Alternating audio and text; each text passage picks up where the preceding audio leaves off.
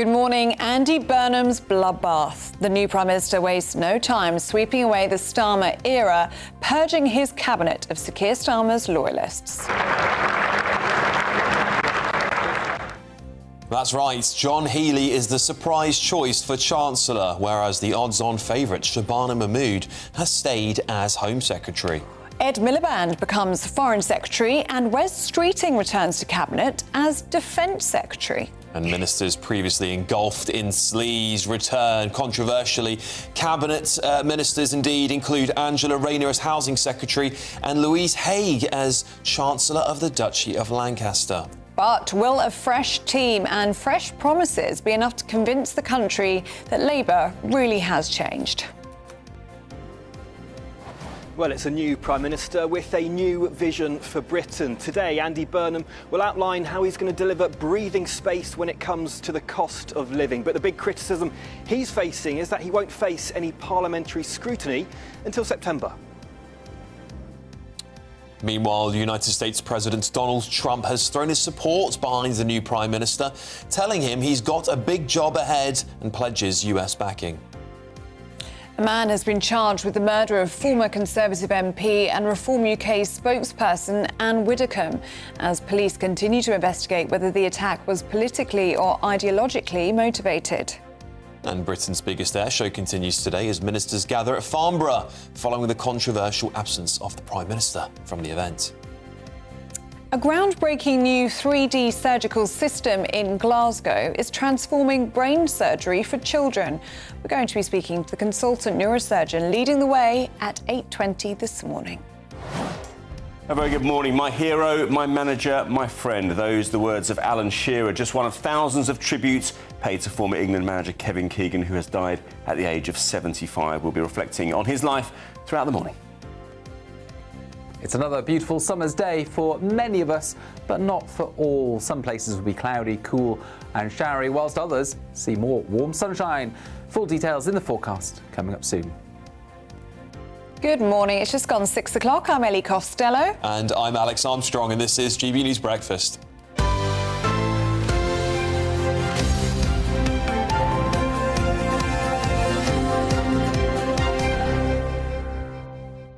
The new Prime Minister, Andy Burnham, has unveiled his cabinet in a brutal reshuffle that he hopes will change and bring the biggest change to British politics in 40 years. We will make this moment a circuit breaker for Britain, bringing forward the biggest changes in the last 40 years. A new political model and a new economic model. Well, after days of speculation by the media, former Defence Secretary John Healey has been selected as Chancellor in a shock move praised by military chiefs that could signal a boost in defence spending. Just great to be back in the Treasury after nearly 20 years, and just a huge honour to be here as Chancellor. Andy Burnham and I have known each other a long time. We've worked together over many years and talked together in recent weeks. We share the values, we share the vision, and we will start together now, Prime Minister and Chancellor, to build that new hope and to build that new economy, and that will start tomorrow. Well, in other surprises, Angela Rayner returns to number 10 as Housing Secretary. Shabana Mahmood actually retains her position as Home Secretary, and Wes Streeting takes on the role of Defence Secretary. And today, the new Prime Minister, Andy Burnham, is expected to set out cost of living support and chair his first cabinet meeting as Prime Minister. Well, let's speak now to our national reporter, Will Godley, who's in Downing Street for us. Very good morning to you, Will. The first morning of a new political era. Absolutely. Good morning to both of you. You have to wonder what Andy Burnham was thinking last night. Of course, spending his first night in Downing Street, those dreams of becoming Prime Minister suddenly very, very real. He was standing just here outside number 10 yesterday without a lectern, without notes, when he was promising to be a circuit breaker, promising the biggest changes in 40 years. And who will be around the cabinet table helping him deliver those changes? Well, it was was a shock to who will be Chancellor, wasn't it? No one was expecting John Healey. He, of course, was the Defence Secretary under Keir Starmer, but resigned. A scathing resignation, criticising both Starmer, the former Prime Minister, and the Treasury for not investing enough money into defence. He will now become Chancellor. But it left many asking the question yesterday as to whether that was pre-agreed before Healey resigned. Was he part of what many people see as a coup against Sir Keir Starmer? Well, people inside the building behind me saying that John Healey was appointed because he is trusted and is an experienced figure within Labour, and he also shares the same outlook as the Prime Minister, and many others who share that same outlook also enjoying a seat around the cabinet table, including, as you say, Ed Miliband, who had wanted to become Chancellor. He will now be Foreign Secretary. Shabana Mahmood stays as Home Secretary, seen as controversial amongst some in the Labour Party, unhappy with her reforms on immigration. And the other person making up the top four in the cabinet, well, that's Louise Hay, seen as instrumental in getting Andy Burnham from Manchester to here in Downing Street. Well, she will be basically Andy Burnham's fixer. She is the first Secretary of State and the Chancellor for the Duchy of Lancaster. And other people who also will be sitting around that table, well, you've got Yvette Cooper, who's going to be the new Health Secretary. Angela Rayner returns as Housing Secretary. You've got Lucy Powell, who's Education Secretary. She's replacing Bridget Phillipson, who has still retained a seat at the Cabinet table as Women's and Equalities Secretary. But a whole host of Starmer loyalists faced the axe yesterday, including David Lammy, Steve Reid, Lord Hermer and Darren Jones as well. Rachel Reeves apparently was offered a role in Andy Burnham's new government. She, though, declined that. For her, it was apparently it was the Chancellor or nothing. She chose to return to the back benches. But of course, beyond doing all of that, appointing his new cabinet, Andy Burnham in talks with other heads of state, including Donald Trump, who yesterday on Truth Social described their conversation as very good, wished Andy Burnham luck, as today he will put his agenda into action. Today promising breathing space when it comes to the cost of living, no doubt talking about that and other things as he chairs his first cabinet meeting later on today. Well, thank you very much there, Will Godley, live in Downing Street. We've got Fraser Myers here with us, Deputy Editor of Spiked Online, here in the studio. Fraser, I mean, what a day. And do you know what I have to say? I don't think it is quite sunken into people because we're so used to this revolving door of Downing Street that Andy Burnham wasn't even an MP 5 weeks ago. That's absolutely right. Incredible, isn't it? It's been quite the whirlwind, and of course, you know, he was elected by the people of Makerfield, but he hasn't even faced an internal Labour Party contest. Now, that is pretty unique. Of course, our system allows Prime Ministers to change over without an election in between. But even if you look at past examples, like Gordon Brown taking over from Tony Blair, there was about a year where that transition took place. Gordon Brown went around the country doing a quasi-election campaign, saying why he should be in office. You know, even the dreadful Liz Truss and Rishi Sunak, when they took over from Boris Johnson, there was a contest of some kind. We got to know the ideas. Here, we didn't even know who is going to be in Andy Burnham's cabinet until very late last night.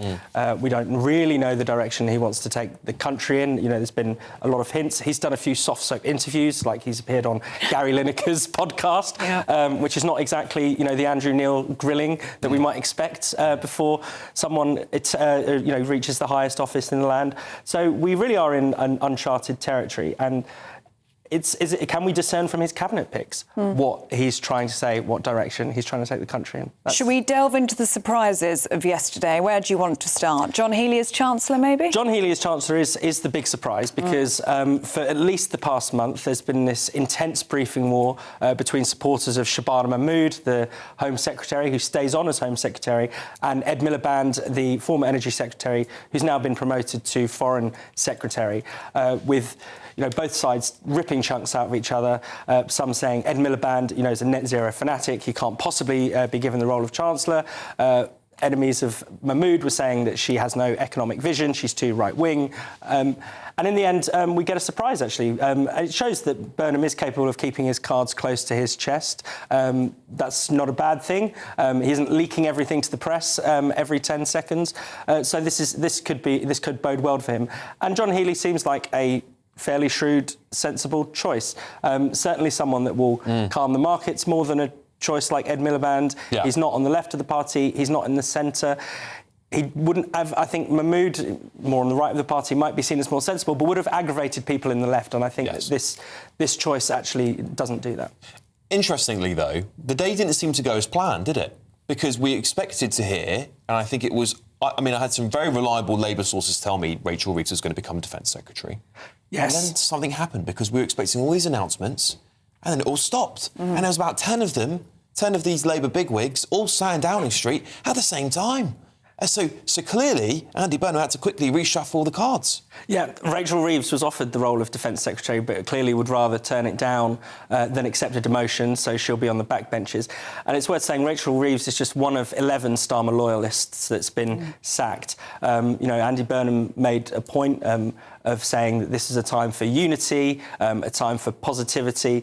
But as the Daily Mail has described it, it was also the night of the long eyelashes, with lots of the most loyal Starmer factionalists are all out on their ear. So not just Rachel Reeves, but also David Lammy, Lord Hermer, Steve Reed, Darren Jones.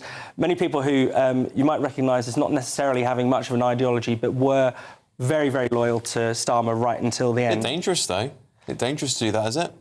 It could well be. It depends how big the support base for Starmer is. I suspect his leaving suggests that maybe there isn't such a big Starmerite contingent in the Labour Party. What do you make of Ed Miliband being moved to Foreign Secretary? And I wonder how this is going to go down with the Trump administration, not only because of his net zero fantasies, as we know, but also what he said about Mr. Trump before. He's called, at the election, he said this is dark days for America and the world, and accused him of lowering the bar for idiocy. Yeah, I think Donald Trump has cautiously welcomed the Burnham premiership, but I think that's going to change quite soon as the details become clear. Ed Miliband has been moved to become Foreign Secretary, and as you say, he's been highly critical of President Trump. Unless Miliband suddenly starts fawning over Trump, as we know Trump likes, then that could become a bit of a problem. And the person replacing Ed Miliband at the Energy Department, Miatia Fahnbulleh, holds exactly the same views on net zero as Ed Miliband does. In fact, she's argued that we need to reach complete net zero, not just in terms of energy, by 2034, which is, I don't think I should have to spell out that that's an absolute pipe dream and an impossibility.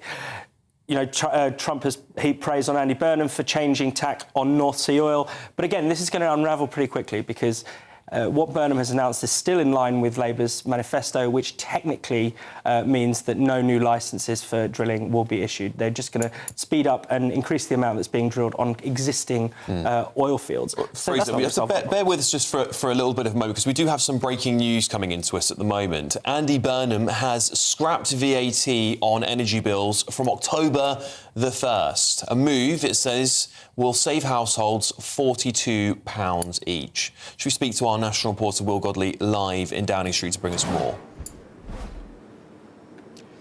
Well, good morning to you. Yes, some breaking news from here. Of course, Andy Burnham, the new Prime Minister, had said today he would announce measures to help people with the cost of living, describing what he called as breathing space when it came to the cost of living. And the first of those measures has just been announced, a tax cut on energy bills, removing VAT on energy bills coming into effect from the 1st of October. Now, this has been funded for a year. It's going to cost his government £850 million. And how are they going to fund that? Well, apparently it's going to be funded by scrapping digital ID. This is going to save households, though, £42 or £45 in different reports. So some money saved for households over the cost of that year. And announcing this, Andy Burnham has said Westminster has not been working for people for too long, with families struggling with the cost of living.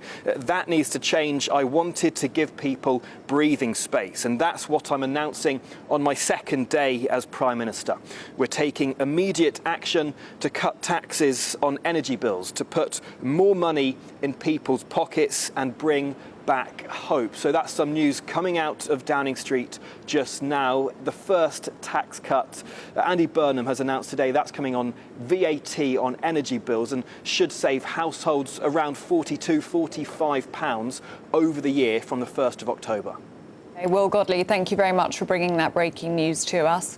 Fraser Myers, still in the studio. What's your reaction to that? I think this is a welcome move. Andy Burnham did promise that there would be immediate action on the cost of living. I mean, we'll wait to see the costings and how much people will actually save on this, but certainly it's worth remembering that when it comes to things like energy and fuel, such a substantial proportion of the price is actually to do with taxes or is actually to do with other transfers, green levies and things like that. So it is within the government's gift to reduce bills quite quickly for households should they choose to. But over the long run, the problem is the wholesale price of energy, which is only going to go up if the government continues to pursue net zero policies. We need to see that go down. That's what's going to help out things like industry. That's what's going to increase economic growth rather than just alleviating pain temporarily from households. Thing is, Fraser, this is not going to really feel much of a dent to many people who've seen their energy bills rise by 300, 400 quid since this Labour government got into office, is it? And on top of that, we are seeing, of course, the war in Iran is heating up quite dramatically again. So that is this really going to touch the sides? Well, yeah, exactly. That's I think the problem. So any reduction is welcome, but will it be enough? And you know, we really need to see supply side reform to these things in order to really make a difference over the long run. Is it going to set perhaps the precedent here is that Andy Burnham will see things where he'll see the taxes to be cut, subsidies to be increased on certain items. But if he ignores the underlying reasons why energy bills are so high, which are driven entirely by government policy, then we're in for a bit of a problem because we can't just keep subsidising things that have high prices because the taxpayer's got to fund that. OK. Fraser, we'll have more reaction with you in an hour's time. Thank you very much. Loads of reaction from you coming in at home. Roxy makes a good point. How is Ed Miliband going to travel around the world as Foreign Secretary? This is going to be fun to watch. Yeah. Must be on lots of planes. He was so worried about carbon emissions. Of course, we saw Keir Starmer fly around the world more so than I think many other prime ministers in recent times. So maybe it's all, like I said last night, perhaps it's going to be a bit hypocritical of him. Maybe he needs to zoom a bit more. Maybe he needs to get his bike. He might do. He might do. Well, he could bike to some countries, couldn't he? Somebody else, Dark Cypher, says it's clear that Labour are not serious about defence. Wes Streeting, not qualified for this role. That's your opinion. And some immediate reaction here on this VAT so-called cut. Christine says not even £1 a week. Squash Tomato says, oh, wow, 5% of energy bills, that's a pittance. And this is the problem. This is what I was saying to Fraser.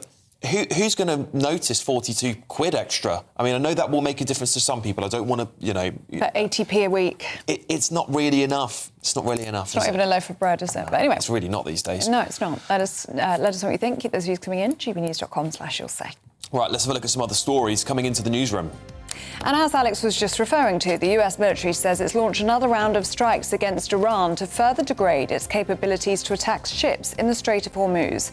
It's the 10th consecutive night of attacks and comes after President Trump vowed to punish Iran for the deaths of US soldiers.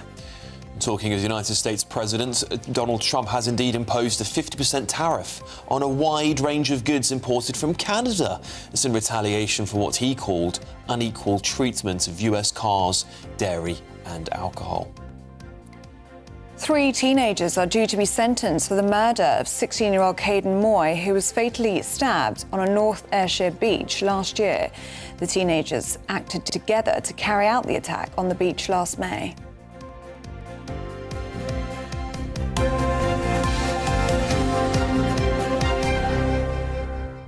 All right, let's get a quick weather update with Ada McGiven.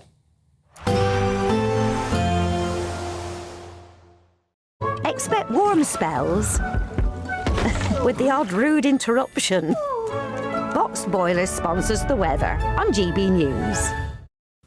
Hello, very good morning to you. Welcome to the latest update from the Met Office for GB News. High pressure continues to dominate the weather across the UK, bringing widely warm and dry weather to the vast majority. But cloudy, showery and cool conditions remain for parts of Northern Ireland and northern Scotland as we start the day. And that's because high pressure is now situated to the west, and around that high we've got this northwesterly airflow bringing Atlantic cloud, bringing some light showers, but actually for much of the country away from those exposed northwestern areas, plenty of warm sunny spells. Bit of cloud coming into the east and central areas. Where we've got the sunshine though, temperatures up to 26, 27 Celsius in the warmer spots, South Wales, southwest England. Always much cooler towards the northwest, where we've got stubborn cloud continuing into the evening across the northwest Highlands. It's going to be the same through the rest of the week here, but actually decent cloud breaks across the Highlands, Grampians into the central belt. Temperatures here into the low 20s still in the evening. And Northern Ireland, although extensive cloud cover, warm enough where we've got some thinning of the cloud in places. Plenty of clear spells then across England and Wales at least overnight, and we keep largely dry weather up and down the country, but always the exception, northern Scotland. It continues to be showery here with a keen breeze, and some showers just trickling into eastern parts of England at times. The clearest skies towards the south and southwest, and a warm night, but not particularly uncomfortable. We're looking at the mid-teens, and in some spots down into the single figures where we've got some shelter from the cloud and the breeze. We start Wednesday then with a lot of fine and dry weather, a bit more cloud, especially through parts of central UK, coming down that east coast and continuing to see those light showers for northern Scotland. Best of the sunshine once again, Wales and the southwest, where temperatures reaching 26 or 27 Celsius, cooler near some exposed coasts. Expect warm spells with the odd rude interruption. Box Boiler sponsors the weather on GB News.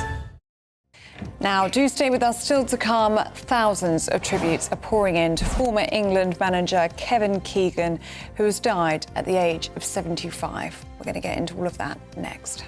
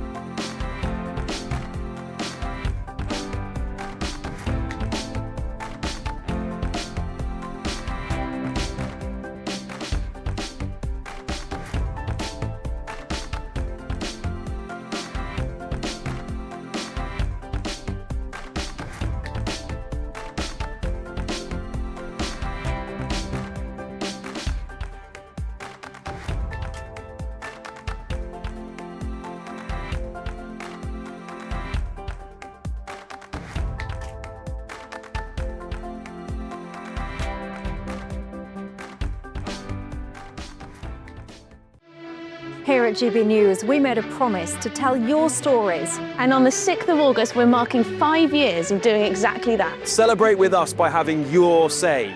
Join in the debates live on TV and radio.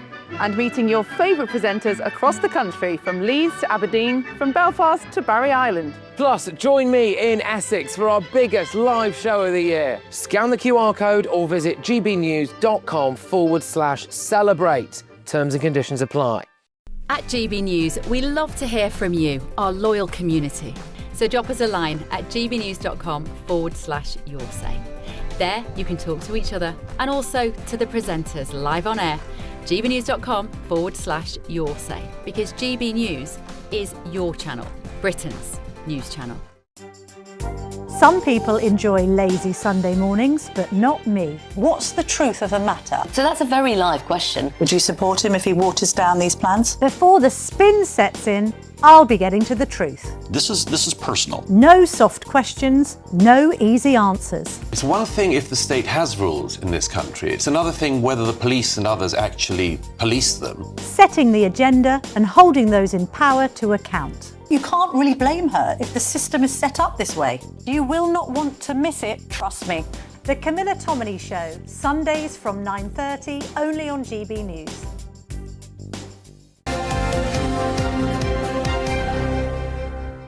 Just had a lovely view in from Michelle Connolly. Morning, Michelle. Saying, Kevin Keegan, fantastic footballer and a brilliant manager. I met him at St James's Park when he was Newcastle's manager. Rest in peace, Kevin. And Christine also being in touch, saying, when Keegan was the manager for Manchester City, our son had his photo taken with him. He'd give so much time to the kids. What a lovely man. Yeah. Well, Aidan, you're here to tell us more about his incredible life. Yes, indeed. I mean, where do you start? Let's start in Doncaster, shall we? That's where he was born. He played his first game of football in primary school. Some of his nuns who were teachers said Kevin's prowess in football cannot be ignored. And he was a story of determination. He made his career, he made himself into a superstar. In Germany, he was known as Mighty Mouse. He had a fantastic physique. We'll see some of the adverts he was involved in because he had a big life outside of football as well. But he was the first kind of global superstar in football, I would argue. I mean, certainly in the 70s when England weren't qualifying for World Cups, but with Liverpool, having joined from Scunthorpe, 6 years he spent there. I mean, look at the roll call of trophies: 3 league titles, an FA Cup, a European Cup, and 2 UEFA Cups. He went to Hamburg in Germany for the money by his own admission. He said he's not getting paid enough here. His talent deserved a bit more payment-wise. And he was absolutely justified in saying that. But by then, he was an absolute superstar on these shores. Let's take a look at some of the adverts he was involved in. He was involved in a government message for the Green Cross Code and famously in an advert for Brute alongside Sir Henry Cooper.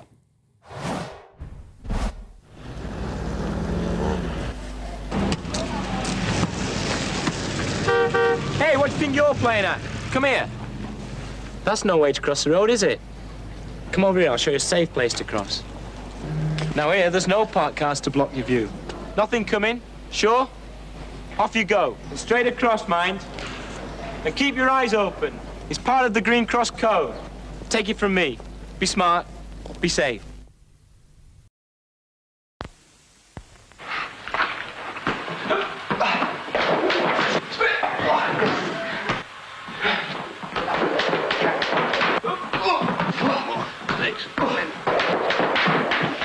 Nothing beats a good workout, Henry. And nothing beats a great smell of Brute. Oh, yeah. Splash it on all over, Henry. Here, how would you like to be in a Brute Christmas commercial? Could I say Brute 33 for Christmas? You've said it. God, fame at last. Absolutely phenomenal. What a man. Exactly. And look, there was further success playing-wise as well. He made a surprise move from Hamburg to Southampton in the early 80s. Surprisingly, a small club like that is finishing second in the old First Division. Then there was Newcastle, the back end of his career between 82 and 83, making his debut on the opening day of the season against Queen's Park Rangers at St James's Park. Promotion in 84. And then he went off in a helicopter saying, my only regret about my time in Newcastle is that they didn't see me at my peak. He took a break from football. He said he would never go to management, but then who came calling? Newcastle United. The love affair on the northeast of England, in the northeast of England, continued. He took over in April 1992. First game, Bristol City at home, a 3-0 win. Just about kept them up. And then the following season, with quite a limited squad, he won the league by a canter, quite frankly.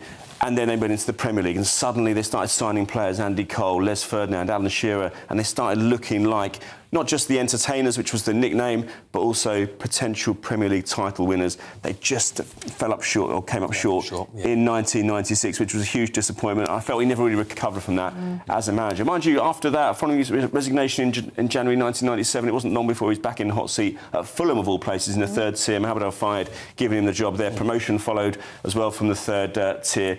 And then came the England job. It will never happen again that a manager from the third tier will get the England job. And it was because it was Kevin Keegan. An outstanding achievement just for that.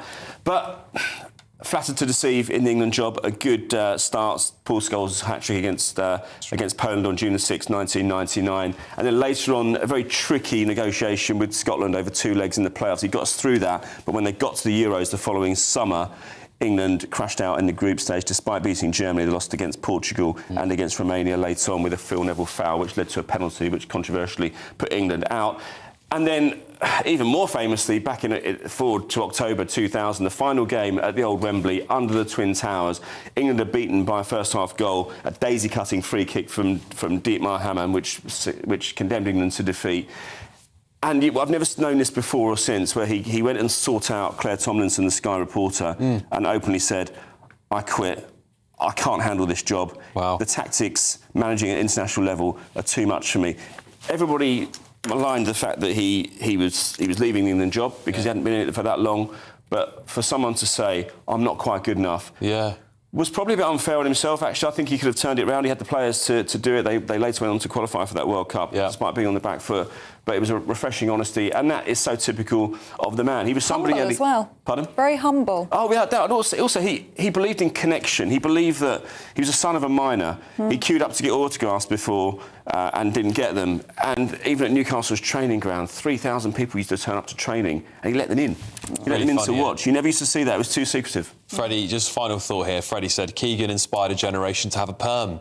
Anyone who can do that is a legend or a genius. Look, and I think that really sums he said in an interview, he said he can win as many Ballon d'Ors, win as many league titles as you like, but it was the 3 things that people remember him for. The rant when he was at Newcastle manager saying, "I'd love it if we beat them." The perm, and falling off his bike in an episode of Superstars back in the 1970s in front of 15 million viewers. Amazing. Well, lovely memories of him. Incredible Great account of tribute his there, tribute. Yeah, more to come later in the day. Yeah, absolutely. Thank you very much. And loads of you paying tribute as well. Grumpy Grandad's been in touch saying, "I met Kevin Keegan when he played for Blackburn Rovers. He seemed like such a normal guy. He was so friendly." There you go.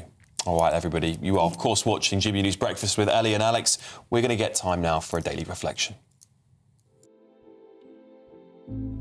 The GB News Daily Reflection. Hello, my name is Johnny Dade and I'm a vicar in the Church of England.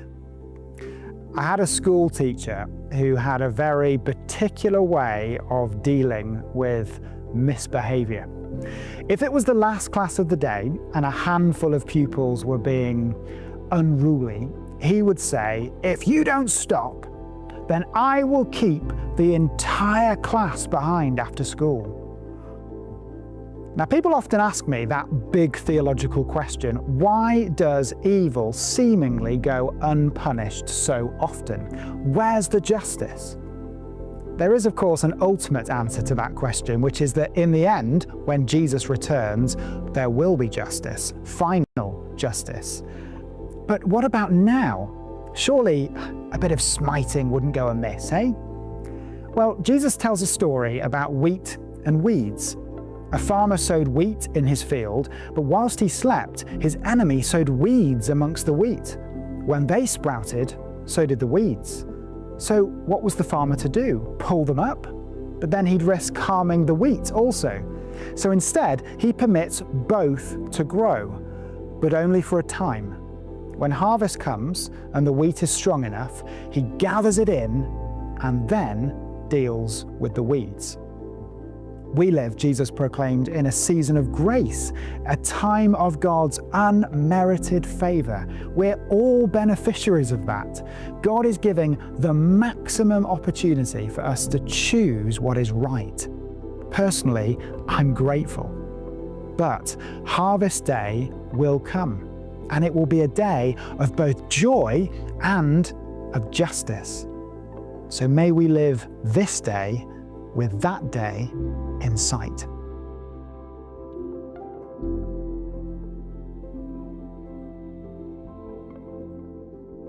It's very fitting, isn't it? We're just reflecting there and paying tribute to the life of Kevin Keegan.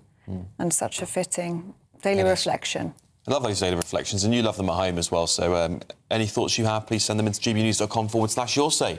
But in the meantime, if you're travelling to work or indeed school, we've got a traffic and travel update here for you. And don't forget, you can stay with us on digital and radio.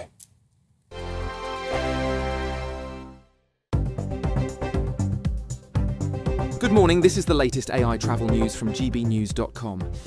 The M25 anti-clockwise between junctions 3 and 2 in Darenth has a collision causing slow traffic. The A1 southbound is closed after the A52 in Grantham. The A11 is closed after the A134 in Thetford. The A52 is closed after the M1. In Scotland, the M8 is restricted in both directions between junctions 16 and 18 due to essential bridge repair works, causing delays.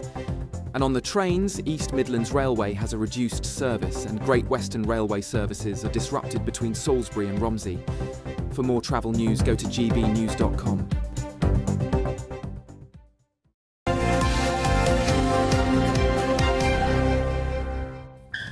Right, well, still to come, who's in and who's out. We're going to get all the runners and riders, of course, with the shock announcements from Andy Burnham's new cabinet and the bloodbath that is the destruction of the Starmer loyalists as well, Ellie. Yeah, we're also going to have reaction to that breaking news this hour that the new Prime Minister has announced a fresh tax cut, removing and scrapping VAT from domestic electricity bills from October the 1st. We're going to get into all of that with our panel next.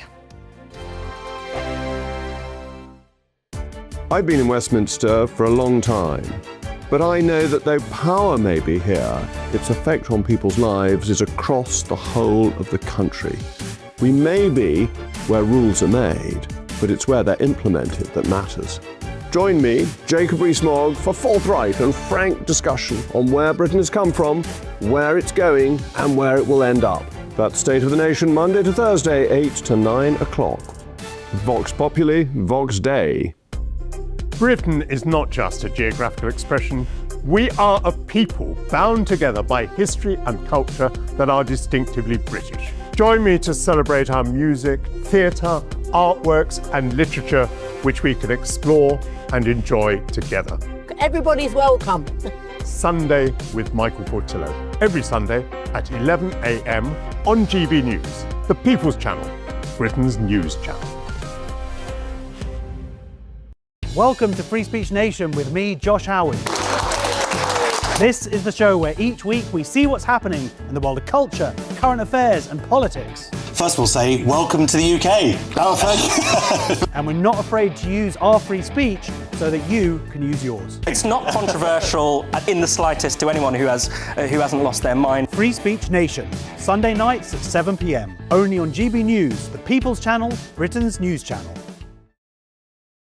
As soon as it hits 11 and the headlines come in, the Late Edition brings you the breaking news from all the front pages. Because the news is going to happen. So get a head start today. Patrick Christie's tonight, Late Edition. Alex Armstrong tonight, Late Edition. From 11 o'clock every night. Only on GB News, the People's Channel, Britain's news channel. From the school run to the home run, watch a new show for all of Britain. He can say whatever he wants. A straight talking show where all voices are heard.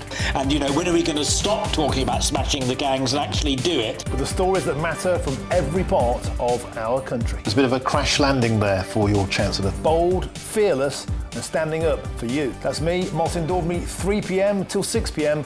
weekdays here only on GB News. The People's Channel, Britain's news channel. Do you trust what you're being told? Good, because neither do I. Those are just facts. I'm Alex Armstrong, and on my show, we'll expose the spin. Well, I want to answer that, because you didn't let me last time, because you always speak over me. The broken promises. To deny that is denying the truth. And the hypocrisy. Needs to stop. You think we can allow? Politics, policy, parliament. Nothing is off limits. No sugarcoating, no fear of offence, just the truth laid bare. Tune in every Saturday and Sunday at 9 p.m. for Alex Armstrong Tonight, only on GB News, Britain's news channel.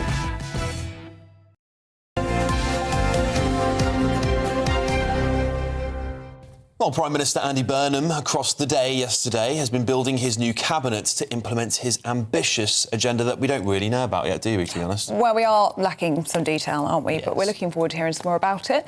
In the meantime, let's look at who he decided to axe in the bloodbath yesterday. Rachel Reeves is out as Chancellor, David Lammy is out as Deputy Prime Minister and Justice Secretary. Peter Kyle is out as Business Secretary and Steve Reid is out as Housing Secretary. Andy Burnham has said out with the old and in with the new, kind of, as John Healey becomes Chancellor and Ed Miliband moves to Foreign Secretary. And less controversially, Shabana Mahmood remains as Home Secretary. I think that'll be welcomed, actually, by quite a lot of people on the right. Yeah. Louise Hay, controversially, has become the Cabinet Office Minister, Duchy of Lancaster, of course. Yvette Cooper has become Secretary of State for Health and Social Care, seen by some as a demotion. Yes, it is.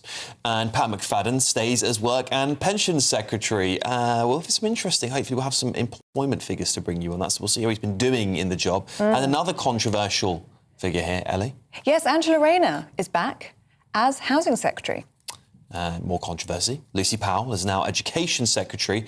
And finally, we have Defence Secretary Wes Streeting. Well, joining us now to go through those runners and riders, political correspondent for The Independent, Millie Cook, and political commentator Chloe Dobbs. Good to see you both this morning. Millie, let's start with you. And should we start with perhaps the biggest shock of yesterday, which was John Healey becoming Chancellor?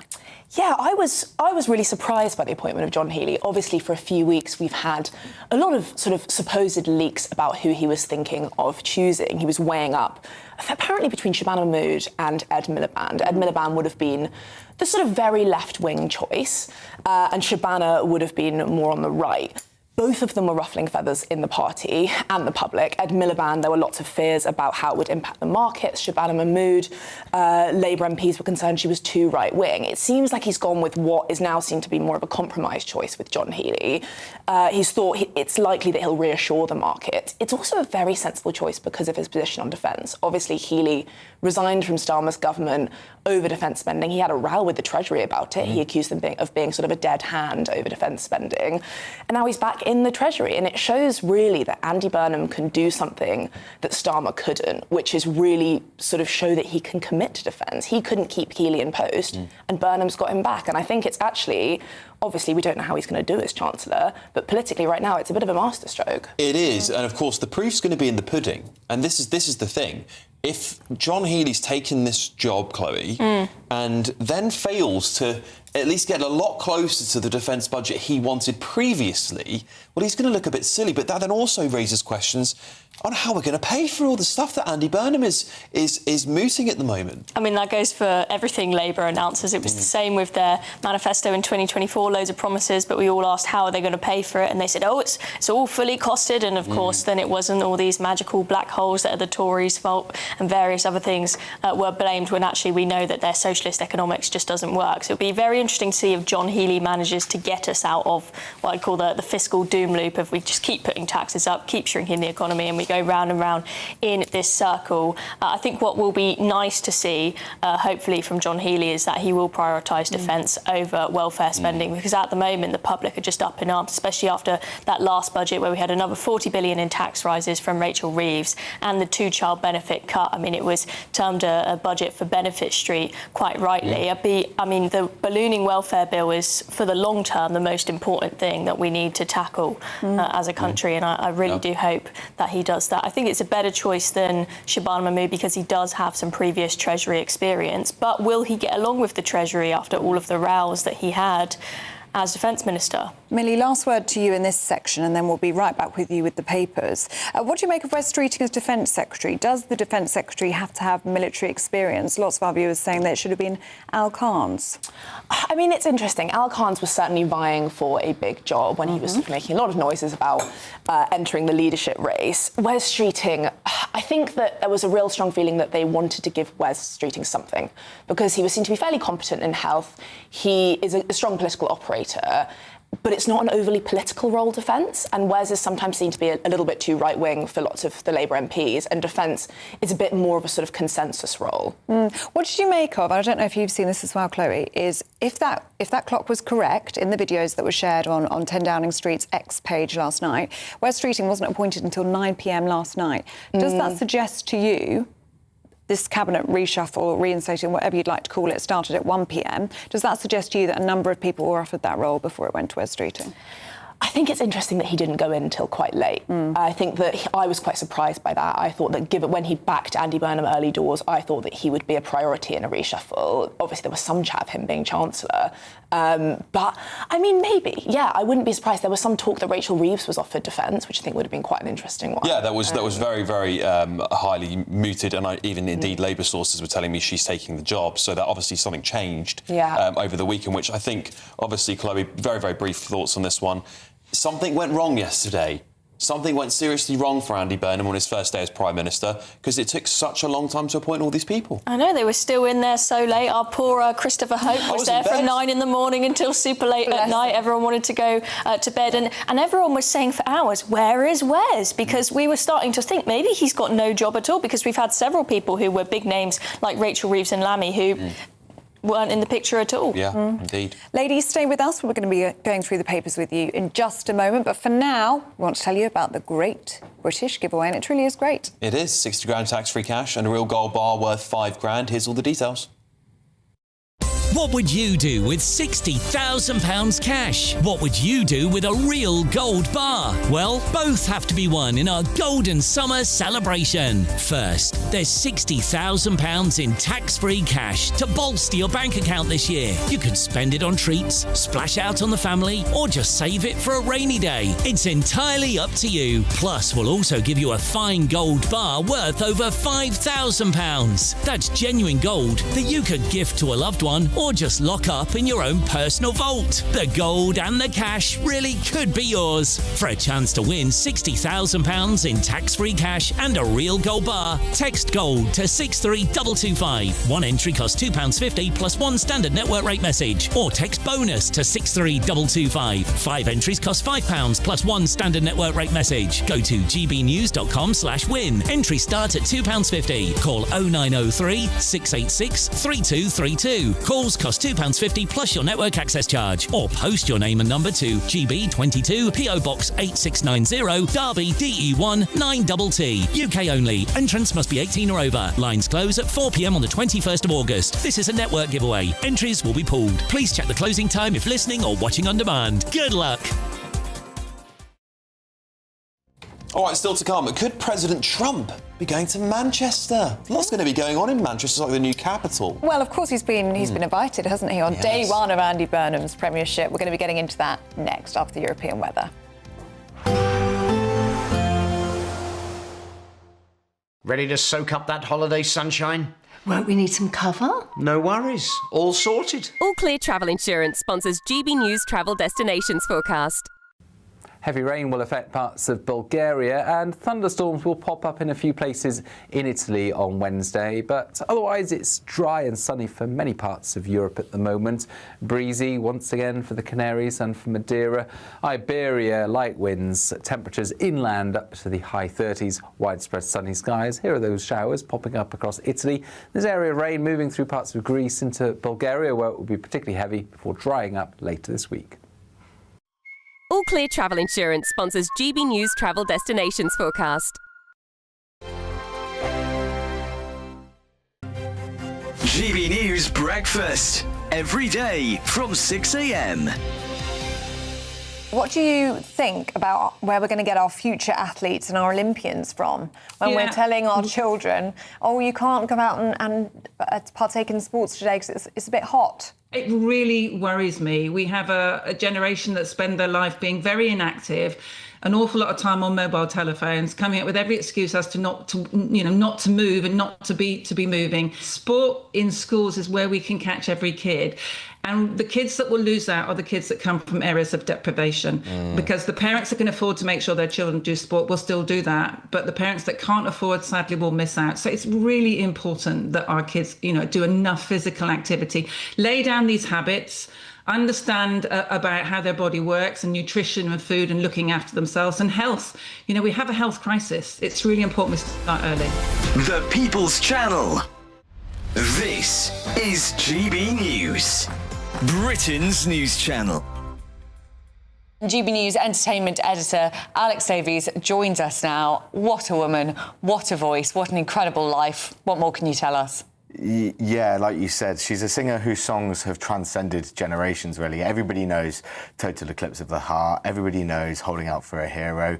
She's been awarded an MBE. She represented the UK at Eurovision. And it's just very sad. Tributes have already started to pour in from across the showbiz world and just fans in general, you know.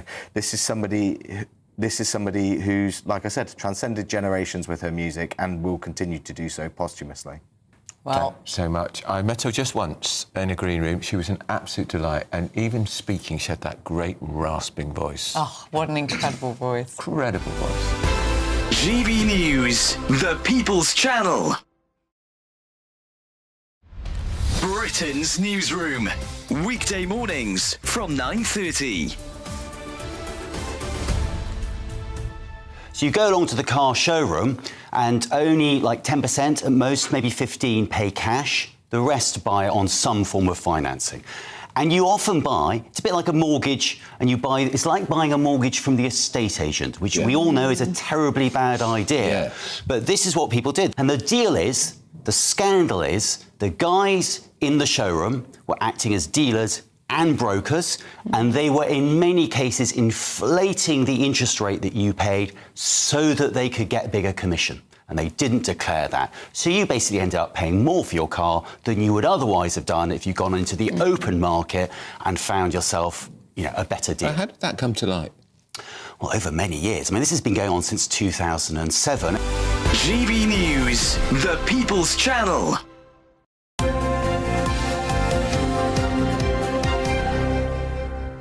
Welcome back. We're still here with Millie Cook and Chloe Dobbs going through the papers now. Let's have a quick look, shall we, Ellie? What would you like to start on? Oh, I think we need to talk about this invite, Millie, from Andy Burnham to President Trump. Where would he like to take him? Manchester, unsurprisingly. Of course. Tell us more. Yeah, it's interesting. It was sort of the first thing he did in office was speak to Donald Trump, which I think is really, I mean, he's obviously seen how it played out with Starmer. He's obviously seen that he needs to get Trump on side. Otherwise, it will only cause problems for him. But he immediately got on the phone to Donald Trump. They seemed to have a fairly productive phone call. Andy Burnham invited him to Manchester, and he said he wants to show the president what Manchester had to offer. Comes after the president described, I think he was asked about what he knows about Andy Burnham, and Donald Trump said something about, I only know he's the mayor of some town. I think it was a similar wording to that. And I think he's trying to show off his home city. Interestingly, it's now reported that he's going to be going to Manchester for the G20, which was already scheduled by Keir Starmer. So that was something that was already in place before Burnham came in, plans to have it there. But Burnham, I'm sure, will be absolutely thrilled that he can roll out of number 10 in the north, roll out of bed from number 10 in the north, straight into a conference there. Chloe, I guess there's going to be a lot of tests here for this new cabinet. Ed Miliband will be Foreign Secretary, of course, which is in some ways quite smart because he'll keep Ed at arm's length. That was something we anticipated he would be moving to. But on the other hand, he's going to have to handle people like Donald Trump and even his counterparts, people like Pete Hegseth, or Marco Rubio, indeed, probably more accurately. Yeah, Ed Miliband, he's someone who's been around for a very long time, so you might think he's a capable, experienced pair of hands, but does he really have much experience on the foreign stage? Not really. So there are concerns there. And also, where I'm really concerned is how he's going to deal with Trump. Every time that Trump has been asked a question about the UK, he has absolutely berated us for Ed Miliband's net zero policies. You think that Trump is going to let him get away with that when he meets with him? We know that Andy Burnham in his phone call to Trump, that almost straight away one of the first things that they spoke about was North Sea oil. We don't know exactly if anything was agreed and discussed there. It's good that Ed Miliband is no longer in charge of our energy policy, but dealing with Donald Trump, if Donald Trump can't see eye to eye with Ed Miliband on energy policy when it is almost the number one thing that Trump bangs on about, drill baby drill, as he says, then that's going to be a concern. And also when Andy Burnham when we had an idea that he was probably going to be our next Prime Minister, we had Bev Turner ask Donald Trump his opinion on him, and the first thing he said is, I'm concerned that he's very, very liberal, and that's probably going to mean all these wind turbines and no drilling in the North Sea. Yeah. You can see this being a big point of conflict, can't you, Millie, when we hear President Trump talking so much about Britain's windmills and calling for us to abandon the windmills that he says ruins the views from his golf course in Aberdeen. And then Ed Miliband, who was the biggest cheerleader for offshore wind farms. That's before you even get into the personal attacks. Ed Miliband calling him a groper and a misogynist before. Yeah, I certainly think there's room for turbulence. I do also think it's important to say Donald Trump mainly deals with heads of state. He will sometimes throw out targeted attacks, but when it comes to actually sort of getting down into policy, he'll mainly care about Andy Burnham. And Andy Burnham moving Ed Miliband out of sort of the Department for Energy does give him a bit more wiggle room when it comes to what kind of energy policy he can put in place. And also it gives Ed Miliband a bit more room to deal with the climate on the global stage. We've got to leave it there, unfortunately, but loads more to come on the show this morning. Of course, we'll be digging into more of that and bringing you some breaking news as and when we get it.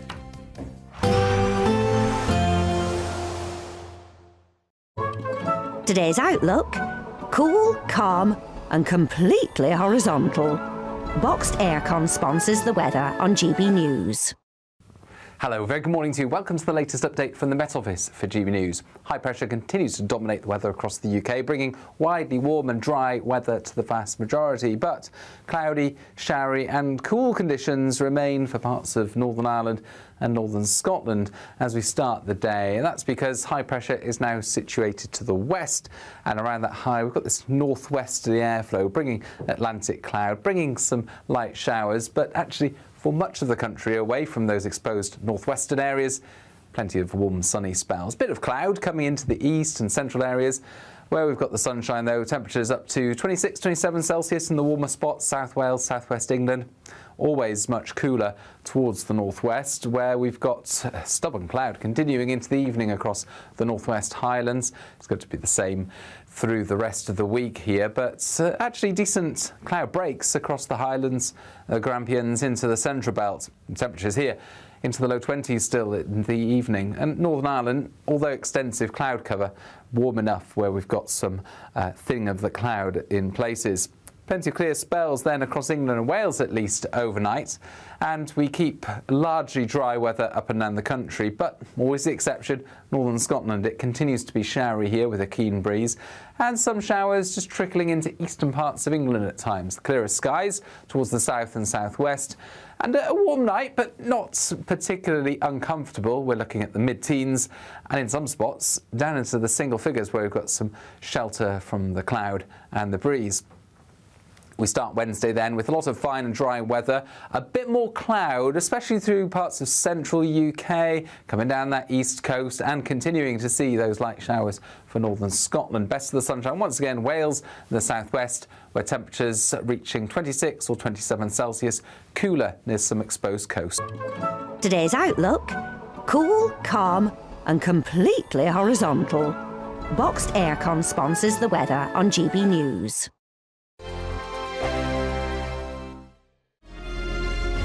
Thank you, Britain, for making GB News Radio such a huge success.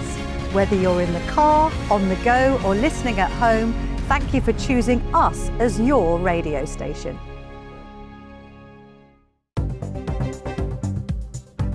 Good morning, this is the latest AI travel news from gbnews.com. There is a collision on the M25 anti-clockwise between junctions 3 and 2 in Darenth, causing slow traffic. The A11 is closed after the A134 in Thetford.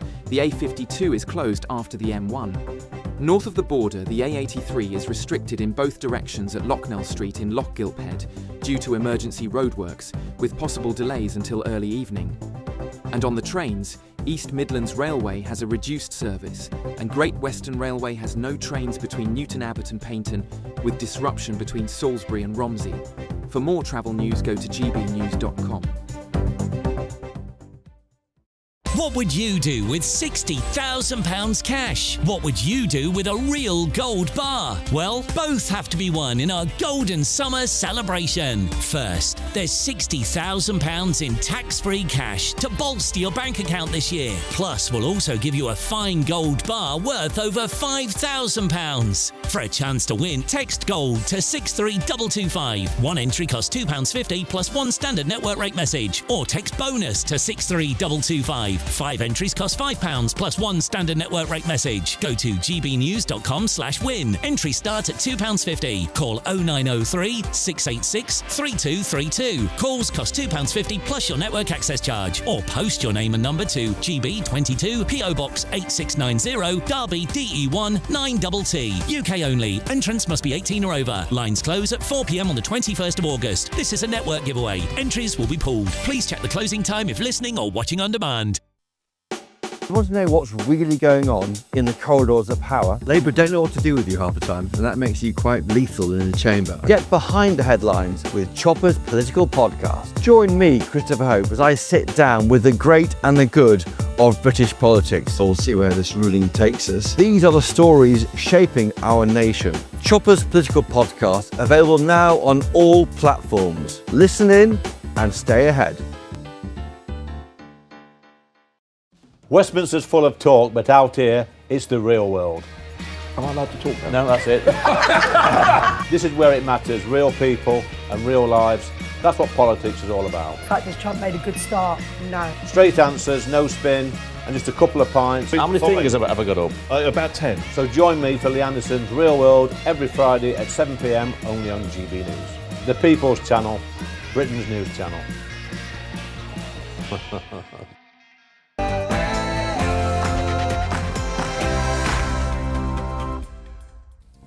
Good morning. Andy Burnham's bloodbath. The new Prime Minister wastes no time sweeping away the Starmer era, purging his new cabinet of Sir Keir Starmer's loyalists.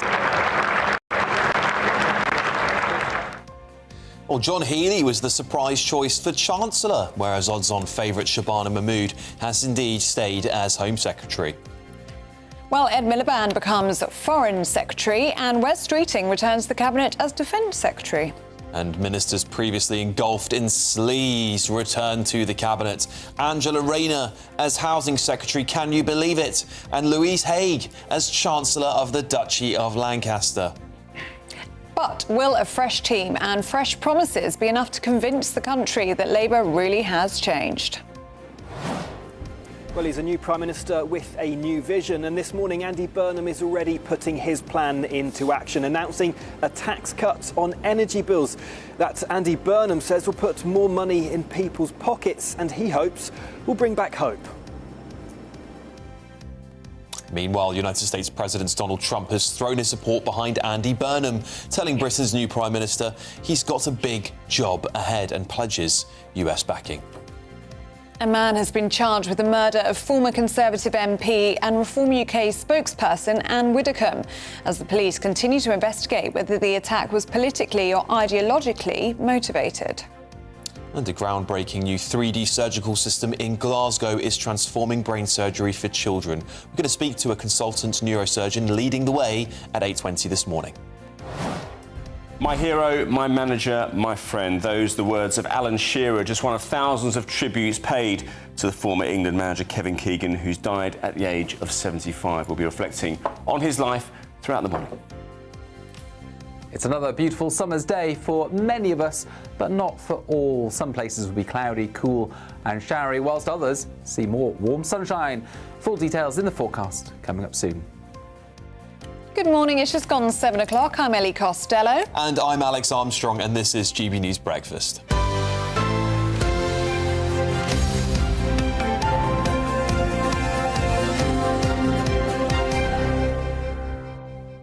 The new Prime Minister, Andy Burnham, has unveiled his cabinet in a brutal purge he hopes will change and bring the biggest change to British politics in 40 years. We will make this moment a circuit breaker for Britain, bringing forward the biggest changes in the last 40 years. A new political model and a new economic model. Well, after days of speculation, former Defence Secretary John Healey has been selected as Chancellor in a shock move praised by military chiefs that could signal a boost to defence spending. Just great to be back in the Treasury after nearly 20 years, and just a huge honour to be here as Chancellor. Andy Burnham and I have known each other a long time. We've worked together over many years and talked together in recent weeks. We share the values, we share the vision, and we will start together now, Prime Minister and Chancellor, to build that new hope and to build that new economy, and that will start tomorrow. Well, elsewhere, Angela Rayner returns to number 10 as Housing Secretary. Shabana Mahmood retains her position as Home Secretary, and Wes Streeting takes on the role of Defence. And in the last hour, the new Prime Minister, Andy Burnham, has announced he will scrap VAT on energy bills from October the 1st. It's a move he says will save households £42 a year ahead of his first cabinet meeting as Prime Minister. Well, let's speak about that with our national reporter, Will Godley, who's in Downing Street for us in the morning of this new political era, Will. And we're already hearing this announcement on what Andy Burnham is doing to tackle the cost of living. Tell us more. Well, yes, good morning to both of you. Yesterday, Andy Burnham said he wanted to tackle the cost of living to give people breathing space because it was something that he heard time and again on the doorsteps of Makerfield. And already on his second day in office, he is implementing a measure that he says will put more money into people's pockets, removing VAT on energy bills. That was at 5%, now at 0%. Will save people around £40, £42, £45 a year from the 1st of October. It's been funded for a year. It will cost his government £850 million, and they're going to pay for it from scrapping the digital ID scheme. That was going to cost £1.8 billion over a 3-year period. And Andy Burnham says that we're taking immediate action to cut taxes on energy bills, to put more money in people's pockets and bring back hope. And John Healey, his new Chancellor, also reacting this morning, saying today's energy tax cut will give families some breathing room on bills and provide some reassurance this winter. But just 3 weeks ago, the energy price cap rose some £200 for the average household over a year. So this tax cut saving some money, but only a small way to minimise that rise in energy bills that people will feel this winter. And if you're wondering what Sir Keir Starmer's up to now he's not Prime Minister, well, he was seen yesterday drowning his sorrows in the pub. Reeves, it seemed. Will, thank you very much. Well, let's get some reaction to that breaking news this morning with the leader of the Liberal Democrats, Sir Ed Davey, who joins us now. Very good morning to you, Sir Ed. Before we get into the drama of yesterday, let's react, shall we, to Andy Burnham scrapping VAT on energy bills from October the 1st. It's being estimated it will save the average family between £42 and £45 a year. What's your reaction to that? Is that really going to touch the sides when it comes to tackling the cost of living crisis? Well, it's not the best way to help people with their energy bills, and it doesn't go far enough. But I'm not really churlish. At least he's doing something because the cost of living crisis is huge for people. We'll look at the details. And if he wants to have a new politics and reach out cross-party, we have our own proposal, which is more generous. It's called Essential Energy Guarantee and would give households £100 off their bills. But the key thing is, it's not just a short-term measure, it's a long-term measure. And that's what I'd like to see a little bit more of from the new government. That's why we're calling for a budget as soon as possible in early October. He needs to start that process now so we can have a full budget for the country and really get to grips with the cost of living crisis that's hitting so many millions of people. Well, so Ed, on Twitter, on X, should I say, you posted yesterday, John Healey, beg your pardon, disappointing not to hear anything from the new Prime Minister on social care, on Europe, or on protecting our precious natural environment. Hope that will come very soon. Britain can't wait much longer. Yeah. Of course, you're not going to have time to challenge this new Prime Minister, but there's been no new sort of manifesto or policy agenda that we've seen from him. Are you frustrated you're not going to have an opportunity to grill Andy Burnham before he really gets into the job in the next few months? Yeah, I am frustrated. I think most opposition parties are. There was no leadership election. We don't really know what he stands for. We're getting little snippets here and there. Some of the things he said, look like he's going in the right direction. He says he wants a different style of politics, and we've always argued for that. We don't think you can fix our country unless you change the way we do politics. Social care is an issue I've raised a lot. He has talked about that, but so far no details. And that's why you're right. I think we do need to be able to hold this government to account. I wish there had been a way of asking the Prime Minister questions before we went on to the summer recess. And that is why, by the way, we do need this early budget. To come back to my main point, I'm worried that we're going to see a summer of headline-grabbing, small announcements, but not clear how it's paid for and how we get our economy growing again, because the real way to deal with the cost of living crisis, which is hitting so many people and businesses, is to get our economy growing. And there's no sort of strategy for that I'm hearing from the Prime Minister. And we've argued we need to have a new growth and defence partnership with our European allies to get our economy going, sort out our defence. And I'm not hearing that type of bold vision from the Prime Minister.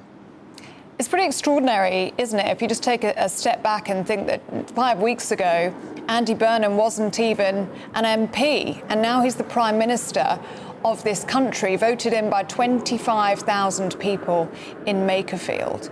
Do you even think that he has the mandate to govern this country? Do you think we need to have a general election?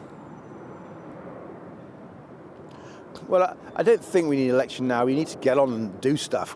Labour was elected 2 years ago for change. I'm afraid they failed miserably on that. They've repeated a lot of what the mistakes the Conservatives made before them. But I think the country is impatient for change. Mr. Burnham. So you don't want a general election that would bring about that change? Well, I think people just want someone to get on with the job, right? So when I talk to people, they say, look, please, can we have some policies to deal with the cost of living crisis we're all facing? Can we sort out our NHS with the sort of care package that we've talked about? And they just want someone to get on with that. So I don't think a general election is the answer to our current emergencies. Do we want a general election in due course? Of course we do. I'm looking forward to the next election when it comes. We'll put forward our ideas for the economy, for our defence, for our environment, for our health service, and I'm increasingly confident that we will gain a lot of support for those. But the Prime Minister's just got into number 10. He needs to get on and fix the problems. I think people are really impatient for change, and we will be holding them to account to make sure that change comes fast. Well, Sir Ed, if a general election were to be held today, it does look like that you may be in coalition with this Labour Party. How would you feel? Would you feel comfortable working with new cabinet appointments, perhaps people like Angela Rayner and Louise Haigh, who have obviously been engulfed in sleaze and scandal that have now returned to high office? How would you feel about working with them? Well, I have to question your assumption. First of all, who knows what's the next election's going to turn out. I'm confident we will make serious gains, and I want to put forward Liberal Democrat ideas. I'm not really interested in other parties. I'm leader of the Liberal Democrats. We've got some fantastic ideas about how we really help people struggling with their bills and taxes, who are struggling to see a GP, who are worried about sewage in their rivers. These are issues that we've been raising, and I think we need solutions too. And I'm going to talk about our policies first before worrying about other parties. All right, well, thank you very much for joining us there. Sir Ed Davey, leader of the Liberal Democrats here on GB News this morning. Thank you, Sir Ed. Thank you. Well, Fraser Myers, Deputy Editor of Spiked Online, joins us in the studio and was listening across to all of that. What did you make of it, Fraser? I don't think I've ever seen an opposition leader who is so scared of an election. I can't believe that was the thing that doesn't want to see a general election, but it was the same with the Tories yesterday. Yeah, same with the Tories yesterday. Nobody wants an election. On Ellie's point, is it because they're scared of Burnham? Is Burnham actually going to have a nice big bounce, and actually they're all worried that he might get a big term in office? Well, I think that's what Labour is hoping, and I think that's really why they've rolled the dice on Andy Burnham. That is their last chance to turn around their really, really dire position in the polls. It doesn't seem to have emerged yet, but maybe that's because, people have been watching the World Cup rather than paying attention to politics. But, you know, it really, as you said to him earlier, that, you know, this could actually be the chance for Ed Davey to get into government. Yeah. If Andy Burnham is polling and Labour, if Andy Burnham's Labour is polling at the kind of rate it is polling right now, then they would have to be in coalition. They will not get the majority that they're currently enjoying. So I really can't understand why Ed Davey isn't saying, go for the election, get on with it, you know, give the public a say. I worry that actually, you know, maybe Andy Burnham is just a bit of a consensus politician. Maybe he is a little bit too pleasing, a little bit too in the mould of the Uni Party. I think that's the big worry. If Ed Davey's not trying to get rid of him, then we're in trouble. Should we talk about the drama of yesterday? Where would you like to start in terms of the surprises? Well, I think it's a big surprise the amount of Starmer loyalists that have been thrown out. No one was surprised to see Rachel Reeves go necessarily, but to have 11 cabinet ministers sacked was pretty extraordinary. The Daily Mail has dubbed it the night of the long eyelashes. Very good, very, very good. And then, of course, the other surprising thing, I mean, the Chancellor has been a big surprise. I know we've talked about that a lot on the programme already, but some of the returning cabinet ministers, some of the cabinet ministers that were, you know, resigned in disgrace, frankly. Angela Rayner is back in the housing ministry, despite having to resign over unpaid stamp duty. Louise Haigh has returned to an even more powerful position. She was Transport Secretary. She had to resign for it's essentially admitting to a fraud conviction. She will now be effectively the Deputy Prime Minister under Burnham. We knew that she was an ally of his. So I think Business Secretary who had to apologise to Parliament over his CV. Right. Yeah, Johnny Reynolds. That's right. He's back. So we've got Louise Haigh, convicted fraudster, of course, at the time, who was sacked or, quote, resigned. I mean, when people leave high office, I always assume it's one of the two things more likely to be sacked, or pushed over the edge. Angela Rayner, who's now Housing Secretary, who was Housing Secretary, to resign because she didn't have the stamp duty right over her own housing affairs. Who else have we got? We've got a Chancellor who couldn't count how many frigates we had when he was Defence Secretary. And Counting's important for that job, I think. Well, that's right. And then we've also got a Defence Secretary with no military experience, despite the fact that Dan Jarvis did, and of course, so did Al Khans. Yeah, and so I think, you know, this is a bit of a shuffling of the deck chairs on the Titanic situation. You know, a lot of the people are returning, they're familiar faces. I think the only name that, you know, is completely out of the blue is someone called Alex Norris, who is going to be the Justice Secretary. Actually, it's a lot of the same, even though we're seeing... I mean, David Lammy was a surprise sacking as well. That could be good news for people who care about the right to trial by jury. Let's hope that his terrible plans to get rid of that are given the squash. Darren Jones, a Starmer loyalist, has gone. As was mentioned earlier, he was someone who was pushing the digital ID scheme very strongly. The face of digital ID. It's good to see that going, but I think with Burnham is someone who's going to give with one hand and take away with the other. So, for instance, with digital ID, they're scrapping that, but then they might ban virtual private networks, which would be even more authoritarian, meaning you can't get around some of the restrictions that put us in the same league as Iran and North Korea. They're saying they're going to expand North Sea oil drilling, but are they really? They're actually just speeding up existing oil licences. The VAT on, they've made this big announcement, VAT on energy bills. That's only £42 that the average person is going to save. It's £3.75. One shop these days, one shop at Tesco or Sainsbury's or wherever, any other VAT brands available. And then at the same time, it looks as if they're going to continue with the same disastrous energy policies that are actually pushing the prices up, that meant that prices went up by £200 so recently. So, there's going to be a lot of spin, and we're going to have to wade through it. And that we will do. Thank you very much, Fraser. Often with you. Thank you very much. Thank you. All right, let's have a look at some other stories coming into the newsroom, shall we? Yes, the US military says it's launched another round of strikes against Iran to further degrade its capabilities to attack ships in the Strait of Hormuz. It's the 10th consecutive night of attacks and comes after President Trump vowed to punish Iran for the deaths of US soldiers. Staying on that topic, US President Donald Trump has imposed a 50% tariff on a wide range of goods imported from Canada in retaliation for what he called unequal treatment of US cars, dairy and alcohol. 3 teenagers are due to be sentenced for the murder of 16-year-old Caden Moy, who was fatally stabbed on a North Ayrshire beach last year. The teenagers acted together to carry out the attack.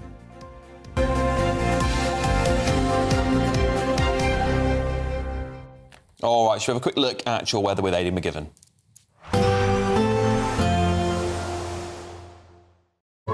Expect warm spells with the odd rude interruption. Boxed Boilers sponsors the weather on GB News. Hello, very good morning to you. Welcome to the latest update from the Met Office for GB News. High pressure continues to dominate the weather across the UK, bringing widely warm and dry weather to the vast majority. But cloudy, showery and cool conditions remain for parts of Northern Ireland and northern Scotland as we start the day. And that's because high pressure is now situated to the west, and around that high we've got this northwesterly airflow bringing Atlantic cloud, bringing some light showers, but actually for much of the country away from those exposed northwestern areas, plenty of warm sunny spells. Bit of cloud coming into the east and central areas. Where we've got the sunshine though, temperatures up to 26, 27 Celsius in the warmer spots, South Wales, Southwest England. Always much cooler towards the northwest, where we've got stubborn cloud continuing into the evening across the northwest Highlands. It's going to be the same through the rest of the week here, but actually decent cloud breaks across the Highlands, Grampians into the central belt. And temperatures here into the low 20s still in the evening. And Northern Ireland, although extensive cloud cover, warm enough where we've got some thinning of the cloud in places. Plenty of clear spells then across England and Wales at least overnight, and we keep largely dry weather up and down the country, but always the exception, northern Scotland. It continues to be showery here with a keen breeze, and some showers just trickling into eastern parts of England at times. The clearer skies towards the south and southwest, and a warm night, but not particularly uncomfortable. We're looking at the mid-teens, and in some spots down into the single figures where we've got some shelter from the cloud and the breeze. We start Wednesday then with a lot of fine and dry weather, a bit more cloud, especially through parts of central UK, coming down that east coast and continuing to see those light showers for northern Scotland. Best of the sunshine once again, Wales and the southwest, where temperatures reaching 26 or 27 Celsius, cooler near some exposed coast. Expect warm spells with the odd rude interruption. Boxed Boilers sponsors the weather on GB News. Now, still to come, if you've been living under a rock, Andy Burnham is now Britain's Prime Minister. Many are now wondering, is he really going to be Labour's saving grace? Do we need to give him a chance? We're going to be debating that next.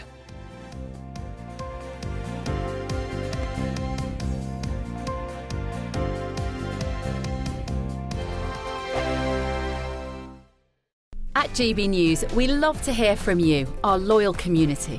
So drop us a line at gbnews.com/yoursay.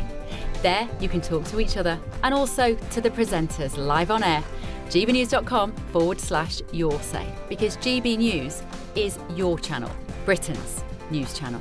Bold. They are under no illusion. Ray. Are you a human trafficker? Boundless. I've had enough of the nonsense, and I'm not afraid to say it. Don't get us on the BBC. Every weeknight, I tear through the headlines. The smell of gasoline. Should we be worried about it? From Westminster madness to cultural war chaos. What I'm going to do now is they are throwing things out the car as we speak. Get ready, Britain. Here we go. Patrick Christie tonight, weeknights from 9 p.m, only on GB News, Britain's news channel.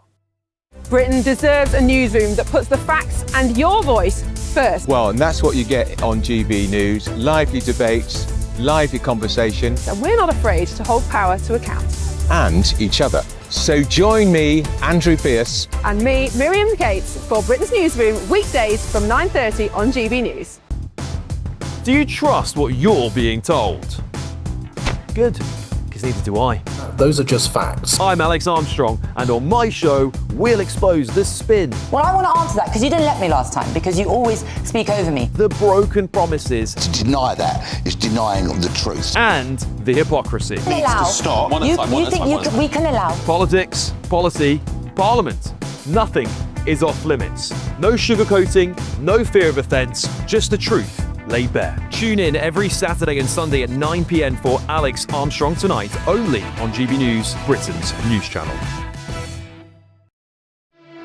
Here at GB News, we made a promise to tell your stories. And on the 6th of August, we're marking 5 years of doing exactly that. Celebrate with us by having your say. Join in the debates live on TV and radio.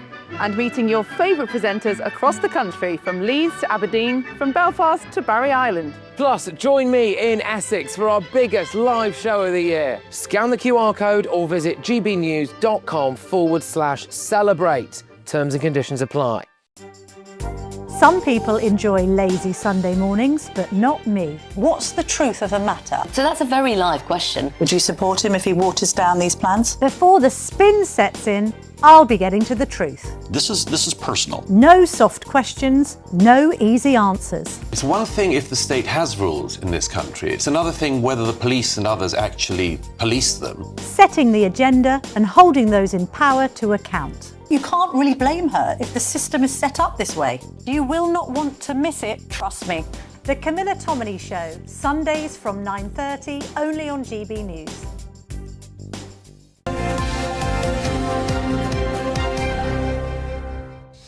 Well, Andy Burnham, of course, is now Britain's Prime Minister. I don't know how many more times we have to say it, actually. Do you know what, though? I will say, I don't know how widespread knowledge that is. I think amongst the general public. Yeah, general public don't know who Andy Burnham is. No, and I said to a few friends last week, oh, we've got a new Prime Minister on Monday, haven't we? Like, do we? Yeah. Who? Yeah, they don't care. Yeah. They're done with it now because they're just fed up. We've got a new Prime Minister every 6 weeks at this point, haven't we? Well, it's yeah, ridiculous. I know that's how a lot of people feel. It is. Yeah, it is. But, of course, many are wondering if he is going to be this government's, or indeed Labour's, saving grace. Well, Andy Burnham's cabinet appointments signal a potential increase in defence spending, of course, with John Healey becoming Chancellor.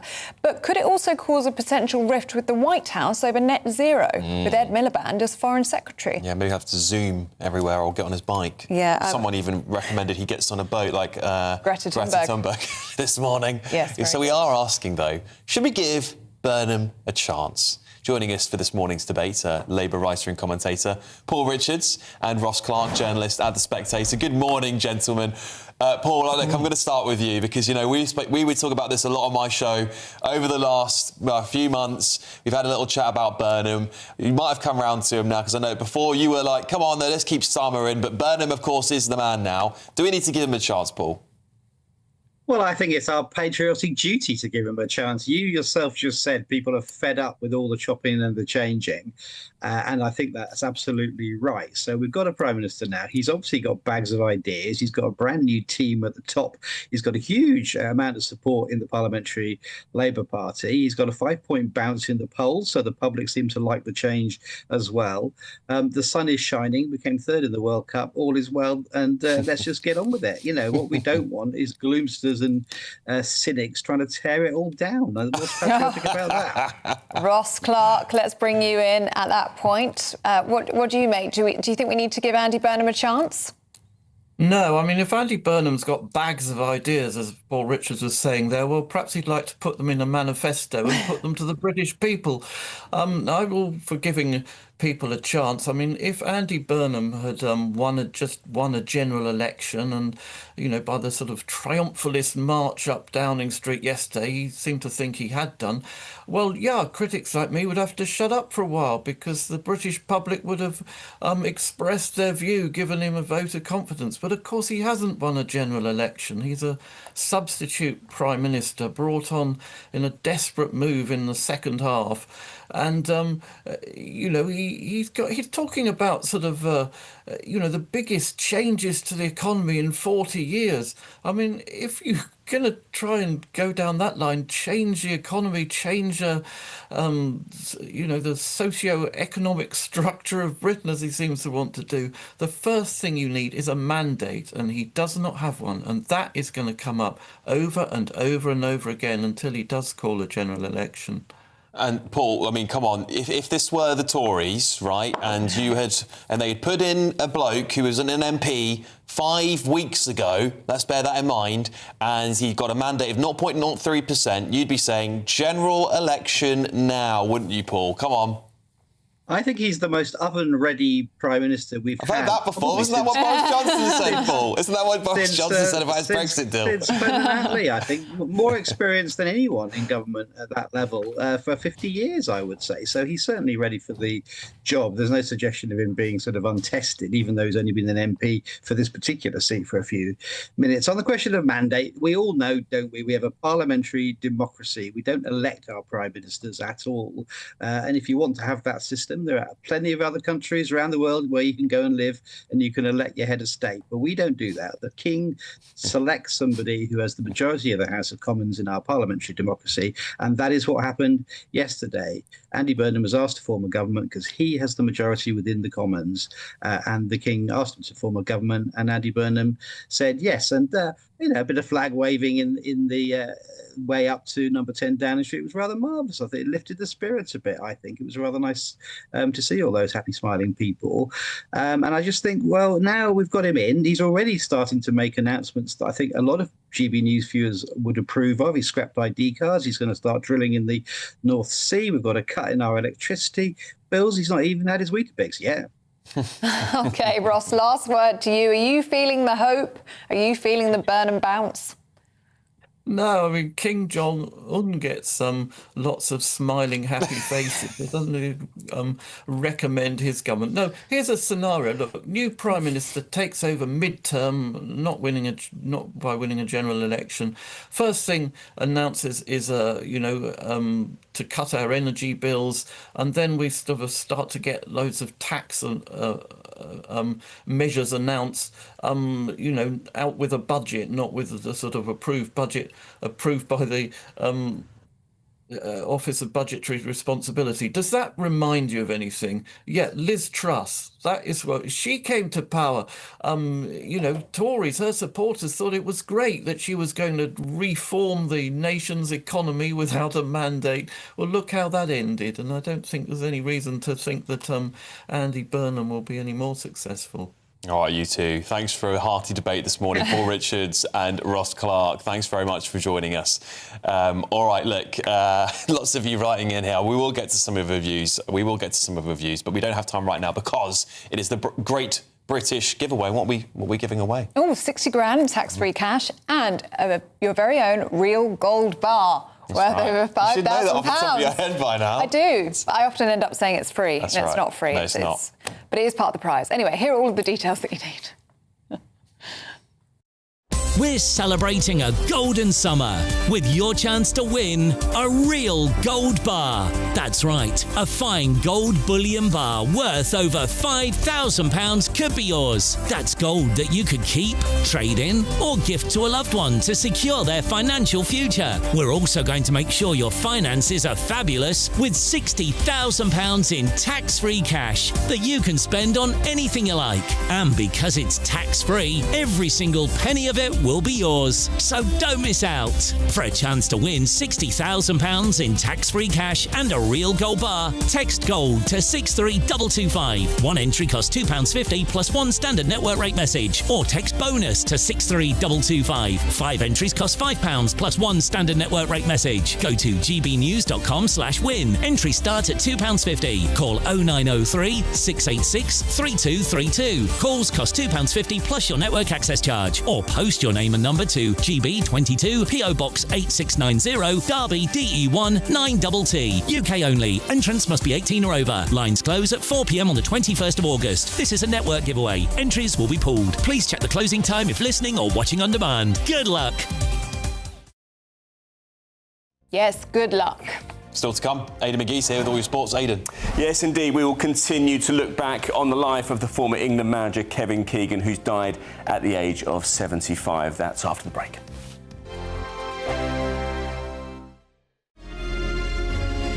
Thank you, Britain, for the thousands of you who are becoming friends of GB News each and every week.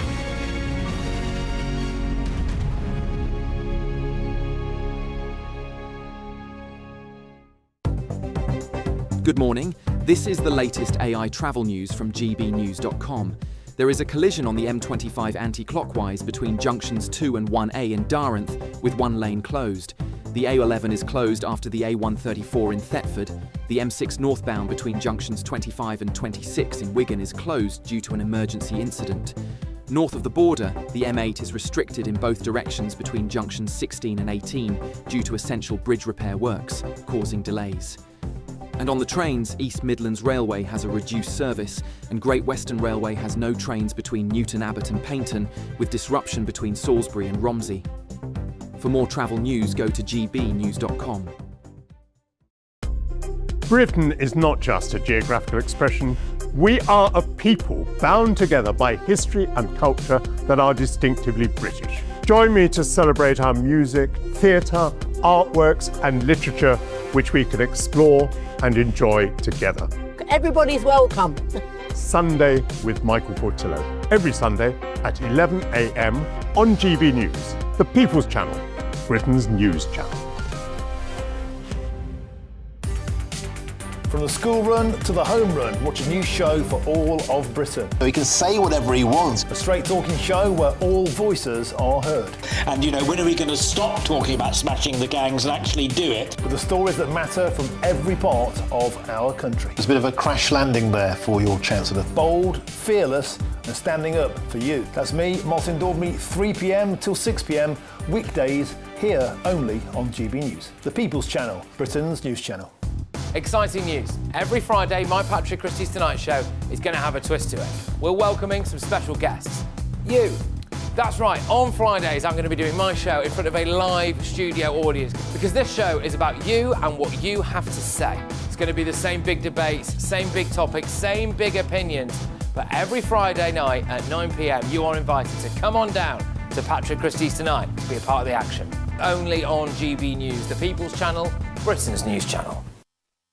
You want to know what's really going on in the corridors of power? Labour don't know what to do with you half the time, and that makes you quite lethal in the chamber. Get behind the headlines with Chopper's Political Podcast. Join me, Christopher Hope, as I sit down with the great and the good of British politics. We'll see where this ruling takes us. These are the stories shaping our nation. Chopper's Political Podcast, available now on all platforms. Listen in and stay ahead.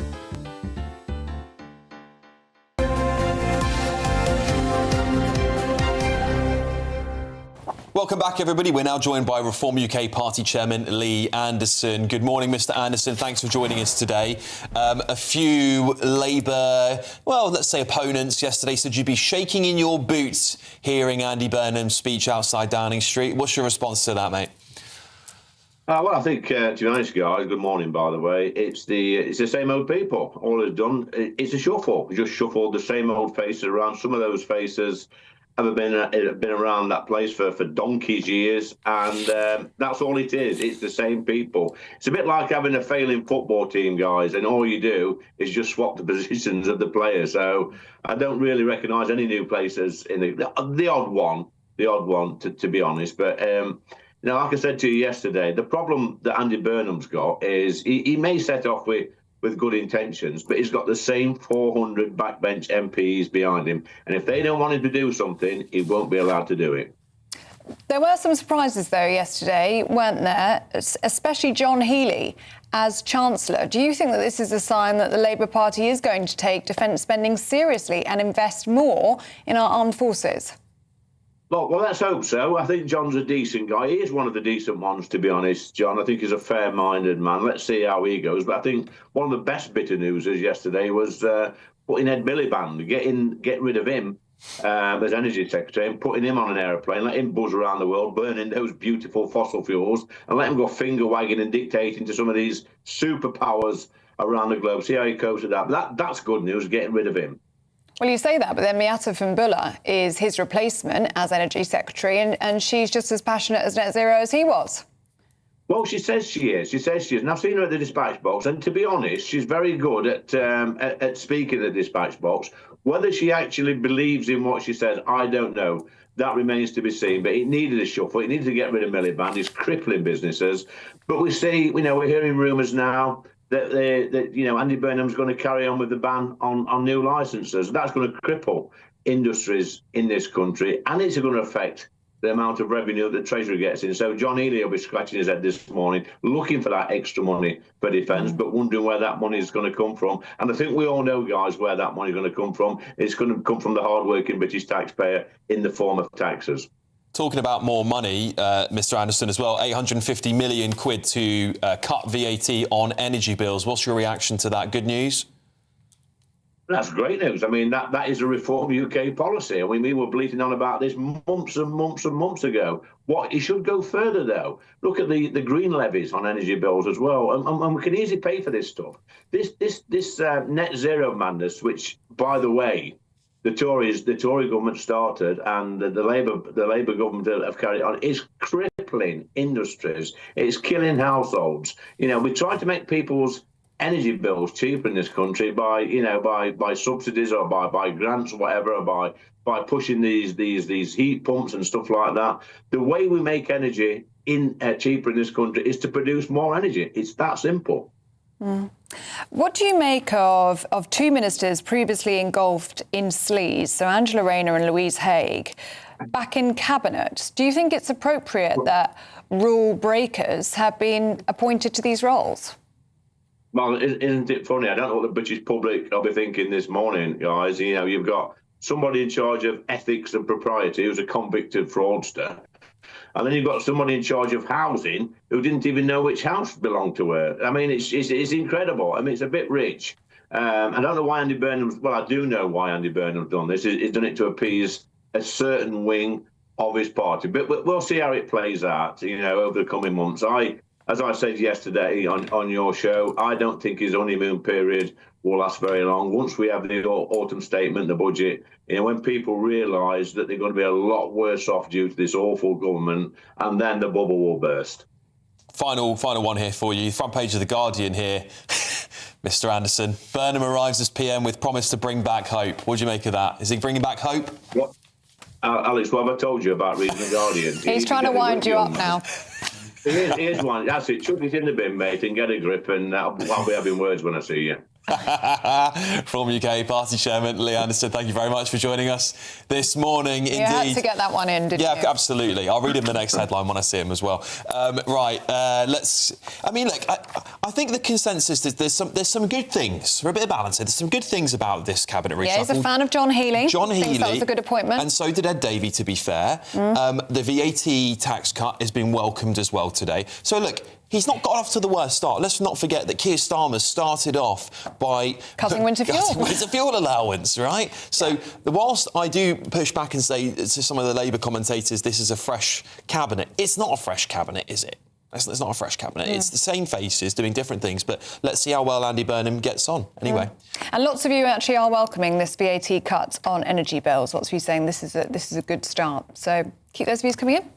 Right, should we go to broadcaster Aidan McGee? He's here with us to talk about the sport, and of course there's one big story in the sport today, isn't there, Aidan? Yeah, exactly. We're a bit pressed for time this hour. We'll do a fuller tribute next hour, but I want to draw your attention to possibly Kevin Keegan's most famous interview. And when you consider his life in football spanned about 35, 40 years, that really is saying something. I want to cast your mind back 30 years, April 1996, Manchester United going toe-to-toe with Kevin Keegan's Newcastle. Man United, managed by Sir Alex Ferguson. Newcastle just won to keep themselves in touch with the title front runners. In fact, I think it still kept them top, but Man United are closing in on the title. Sir Alex Ferguson has some choice words to say about some of Keegan's opponents in the next few games, just to get them wound up a bit before Newcastle play them. Kevin Keegan didn't like that one bit. Here's what he had to say post-match back in 1996. It's really memorable. When you do that with footballers, like he said about Leeds, and when you do things like that about a man like Stuart Pearce, I've kept really quiet, but I'll tell you something. He went down in my estimation when he said that. We have not resorted to that. But I'll tell you, you can tell him now, I'll be watching it, we're still fighting for this title, and he's got to go to Middlesbrough and get something. And I'll tell you, honestly, I will love it if we beat them. Love it. Brilliant. Brilliant. Look, you know what? It's probably a low point in his career in some ways, because you could see he was having a bit of a meltdown in the face of this onslaught from Manchester United. But if we're talking about managers and passion, there you go. There it is in one interview. This is what people want to see. Of course it is. Of course. And he believed in connection a great deal. You know, I remember 3,000 people used to line up in front of the old training ground at Newcastle United back in the 90s. The fans really wanted a piece of the players. It was normal to shut the fans out. It was normal even back then, even more so now. And he was the one who decided that, look, why don't we just build a temporary structure around the training pitch, and we can let them in, and we can have close relations between players and supporters. And he was one who always gave time for photographs. He was sitting outside. There was a tweet yesterday from... I forget the name of the guy. It was Ian Darke, former Sky commentator. He covered Newcastle back in the 90s. He went to see Kevin Keegan arriving at Newcastle, and he said, "I'll get any chance of an interview now. You've taken the job." And he said, "You'll have to wait until I finish these autographs." There were 2,000 people there, and he did do the interview 4 hours after he'd signed every last one of them. What a guy! Yeah, I mean, what a legend. And so many of our viewers writing in today with tributes to him. I mean, he really, really was a titan of his time, wasn't he? Yeah, really. and a superstar away from football as well. Oh, without doubt, we've seen the adverts. We'll show them again next hour, I'm sure. But somebody who transcended his sport, and probably a first global icon in football, certainly in the 70s, I would say, an extraordinary individual. Thanks so much for joining us and talking about this really, really touching story today, and it's really great we're paying tribute to him today. Thank you, Aidan. Yeah, and we'll do so more in the next hour. Thanks, Aidan. Still to come. Should every council house have solar panels on their roofs? Well, only if Ed Miliband installs every single one of them, I think. But we're going to be talking about that with Millie Cook and Chloe Dobbs. But first... Here's your European forecast. Can't wait to get in that sea. Lovely and warm. Just like the feeling of having great travel insurance. All Clear Travel Insurance sponsors GB News Travel Destinations forecast. Heavy rain will affect parts of Bulgaria and thunderstorms will pop up in a few places in Italy on Wednesday, but otherwise it's dry and sunny for many parts of Europe at the moment. Breezy once again for the Canaries and for Madeira. Iberia, light winds, temperatures inland up to the high 30s, widespread sunny skies. Here are those showers popping up across Italy. There's area of rain moving through parts of Greece into Bulgaria, where it will be particularly heavy before drying up later this week. All Clear Travel Insurance sponsors GB News Travel Destinations forecast.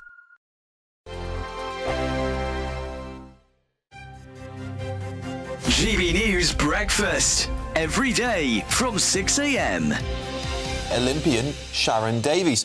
Sharon, thanks so much for joining us this morning. I think this is preposterous that we're banning Sports Day for kids, and our viewers are obviously also thinking this is completely bonkers. But is there a case to be made that perhaps we should be looking after young people when the heat is quite extreme in many people's cases, they'll say? What do you think, Sharon? I think looking after our kids is making them resilient and giving them a sports day. I mean, sport in schools has been relegated year on year on year, and it's so depressing. You know, it's such an important part of young people's lives. Give them a hat, give them some sunscreen, make sure they're drinking plenty of water, stick them in the shade when they're not, actually having a little race. This is all about just kids getting used to life, and wrapping them in cotton wool is not the answer. The People's Channel. Britain's newsroom. Weekday mornings from 9:30. So you go along to the car showroom and only like 10% at most, maybe 15 pay cash. The rest buy on some form of financing. And you often buy, it's a bit like a mortgage, and it's like buying a mortgage from the estate agent, which we all know is a terribly bad idea. Yeah. But this is what people did. And the scandal is, the guys in the showroom were acting as dealers and brokers, and they were in many cases inflating the interest rate that you paid so that they could get bigger commission. And they didn't declare that. So you basically ended up paying more for your car than you would otherwise have done if you'd gone into the open market and found yourself, a better deal. How did that come to light? Well, over many years. I mean, this has been going on since 2007. GB News, the People's Channel. GB News Breakfast. Every day from 6 a.m. Ruth Ellis was executed on the 13th of July 1955. She was convicted of murdering a partner, David Blakely. There's been a long campaign about what to do about all of that. She has now had a conditional pardon, which would mean she would have been sentenced to life rather than sentenced to death. So it's a significant move, but what do her family make of it? Well, her grandson, Stephen Beard, is here alongside solicitor Grace Horton. Good to see you both this morning. I mean, look, from a family perspective, Stephen, what does this mean? It's huge. It was a monumental day yesterday. In essence, it's the removal of a negative blotch in our family history. We have effectively rewritten history because ultimately, for the last 70 odd years, the truth hasn't been known. GB News, the People's Channel.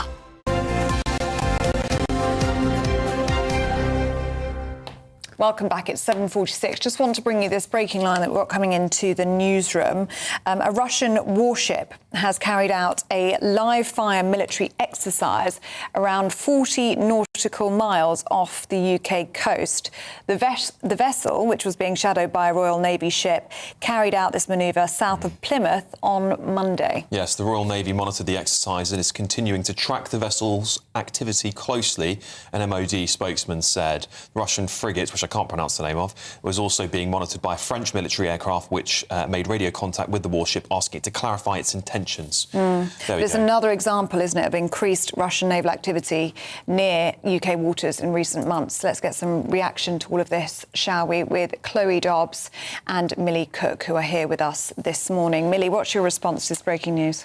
Well, I mean, I just think it shows how threats to the UK are increasingly ramping up, and our sort of responses to those don't seem to be cutting through. We saw John Healey a few months ago saying that he sort of did a direct address to Putin saying, we see you and we're watching you. And it was a bit of a show of force, but it doesn't seem to have done anything. And I think it shows that there is growing pressure on Britain to ramp up its defence spending. And if we don't, then I imagine we will continue to see more and more events like this. Indeed, yeah. We also boarded that Russian Shadow Fleet vessel about a month ago, Chloe, under Keir Starmer's orders. Is this? Are we starting to see Russian retaliation to that?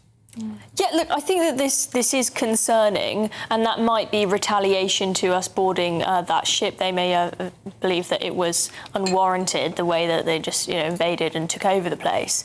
But does this mean that Russia is thinking about invading Britain? Probably not. Although we've had a lot of messages about the need for us to be prepared for war, that doesn't mean it's likely. I think they estimate it's about only a 10% chance if that Russia would invade Britain, but that's still enough of a chance that we need to be ready. And Russia does like to do things like this in order to just tell us we're the boss, we're the ones in power. OK, well, look, let's move on to a different story here for now, shall we? Millie, every council house should have solar panels, should they? Yeah, this is an interesting story. It is from one of Labour's biggest donors, Dale Vince. He was urging a sort of national programme to make sure that council homes are built with solar panels. And I mean, the sort of crux of the story is that he's arguing it could bring energy bills down by about £500 a year, which is a huge amount of money, and it comes sort of as Britain faces spiralling energy bills. The whole world is battling massive turbulence with it as a result of the war in Iran. And obviously we're also getting a lot more sun. So there is a world in which whacking these on social homes might massively bring down people's energy bills and bring a sort of backup option as when those sort of bills start spiralling. Yeah. However, obviously, it would be quite an expensive programme, and it would be a sort of longer-term fix rather than an immediate short-term plaster, given the cost and time it would take to put that in place. Chloe, what do you make of this? Well, I mean, first of all, this is Dale Vince, who hilariously stormed out of an interview with Camilla Tominey because he said that he was offended by what she had to say. So I wouldn't exactly call this a great intellect, the man this is coming from. And of course, he would say this given that he runs a renewable energy company that could benefit from a big contract with the government for this. Would it be a good idea? Potentially, but I think that this talk of £400 or £500 a year being saved, it just risks over-promising and under-delivering, just like with Ed Miliband's promise to bring down our energy bills by £300. It didn't put a timestamp on it, and it just gave the impression that as soon as Labour came in, this would come quite quickly. They weren't honest with the public and said things are going to get worse before they get better, and this might be the case in this case. Also, we don't know exactly how much this would cost. Is it feasible to put solar panels on every single council house? No, it's not cheap exactly, is it? No. But that brings us on, perhaps, Chloe, to the next story here. Low earners may get an income tax cut with fiscal rules flexibility. I mean, can you have flexibility in the fiscal rules when you haven't had a general election to establish what those new rules might be? I mean, if we're talking about raising the top rate of tax for high-income earners to pay for low-income earners, surely that would require a general election. Yes, that's the thing. It's really difficult for Andy Burnham. I mean, even if he is sticking to Labour's manifesto completely, still the fact that he's there, given not even the Labour Party membership have voted for him. It's only the people of Makerfield that have voted for him. It is very difficult for them. And of course, at the moment, he's sitting with this nice big majority, which he doesn't want to lose, so he doesn't want to be put in that position. But maybe he thinks that he can get away with it if if he's able to raise the income tax free, the personal allowance, and that benefits far more people than that raise of the top rate from 45 to 50p would, it's probably be quite a small number of people that would affect. He might think, well, I'm going to earn more voters than I lose. Maybe he'll get away with it. Depends if those wealthy, high-income earners decide to leave the country. Well, this is the thing, is he might fall into... I think I get the impression he's falling into the same thinking of Rachel Roos before she came in, thinking, I can just do a few taxes on the rich and that will solve all of my fiscal problems and I'll have all this money to spend. Turns out rich people leave when you do that. And I do think when you hit that 50% mark, I think psychologically, when you think half or more than half of what I earn is going to government, I think for a lot of people that's a tipping point where they say, that's it, I'm not doing it anymore. Absolutely. Millie, let's look at the day's drama yesterday, and the Daily Mail has focused on Louise Haigh and a very sensible new hairstyle. Tell us more. Yeah, it's a interesting sort of line from the Daily Mail. They've gone with, and beware, her hair may no longer be deep red, but her politics still are. So they're homing in on the fact that she's toned down her hair choice. It used to be sort of a very, very deep red, and now it's a slightly more sensible red. Auburn. Auburn, yeah. But they're pointing out that obviously she's still quite a left-wing influence. She's very close with Andy Burnham. She was sort of supposedly kind of behind the scenes helping him plan his return to government over the last year. And now she's been given a key role in his government, and she's come back after she left government as a result of a row over some phone fraud. Which at the time, effectively, she said that she told Keir Starmer about the fraud. It was that she took a phone from work. She said it was stolen. Turns out it was not stolen. She got a second phone. Andy Burnham's now brought her back into government after she helped him sort of return. And there's now a bit of concern, given her role as the Chancellor of the Duchy of Lancaster, which would sort of put her at the engine of government. Well, this is the thing, and they've gone with the headline, Lou, the convicted fraudster who's now Burnham's enforcer. Yeah, it's an interesting job. It's quite an archaic title, Chancellor of the Duchy of Lancaster, but it's actually quite an important job. Very important job. She'd kind of be at the engine of government. She'd be in the Cabinet Office. She would be it would be looking at how the government is run, and also if things go wrong, the Cabinet Office are in charge of sort of sorting it out. She covers ethics. Yeah. There you go. OK, ladies, thank you very much indeed. Well, still to come, the BBC are reportedly looking to spend more money and travel on accommodation despite ongoing job cuts. But first, here's your weather.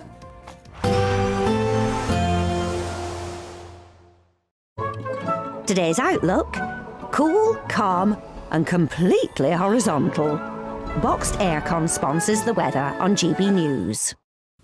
Hello, very good morning to you. Welcome to the latest update from the Met Office for GB News. High pressure continues to dominate the weather across the UK, bringing widely warm and dry weather to the vast majority. But cloudy, showery and cool conditions remain for parts of Northern Ireland and northern Scotland as we start the day. And that's because high pressure is now situated to the west, and around that high we've got this northwesterly airflow bringing Atlantic cloud, bringing some light showers, but actually for much of the country away from those exposed northwestern areas, plenty of warm sunny spells. Bit of cloud coming into the east and central areas. Where we've got the sunshine though, temperatures up to 26, 27 Celsius in the warmer spots, South Wales, Southwest England. Always much cooler towards the northwest, where we've got stubborn cloud continuing into the evening across the northwest Highlands. It's going to be the same through the rest of the week here, but actually decent cloud breaks across the Highlands, Grampians into the central belt. Temperatures here into the low 20s still in the evening. And Northern Ireland, although extensive cloud cover, warm enough where we've got some thinning of the cloud in places. Plenty of clear spells then across England and Wales at least overnight, and we keep largely dry weather up and down the country, but always the exception, northern Scotland. It continues to be showery here with a keen breeze, and some showers just trickling into eastern parts of England at times. The clearest skies towards the south and southwest, and a warm night, but not particularly uncomfortable. We're looking at the mid-teens, and in some spots down into the single figures where we've got some shelter from the cloud and the breeze. We start Wednesday then with a lot of fine and dry weather, a bit more cloud, especially through parts of central UK, coming down that east coast and continuing to see those light showers for northern Scotland. Best of the sunshine once again, Wales and the southwest, where temperatures reaching 26 or 27 Celsius, cooler near some exposed coast. Today's outlook: cool, calm and completely horizontal. Boxed Aircon sponsors the weather on GB News.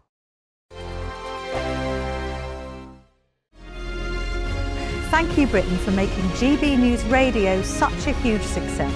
Whether you're in the car, on the go, or listening at home, thank you for choosing us as your radio station. Good morning, this is the latest AI travel news from gbnews.com. There is a collision on the M25 anti-clockwise between junctions 2 and 1A in Darenth, with one lane closed. The M40 southbound between junctions 11 and 10 in Cherwell Valley is also affected by a collision.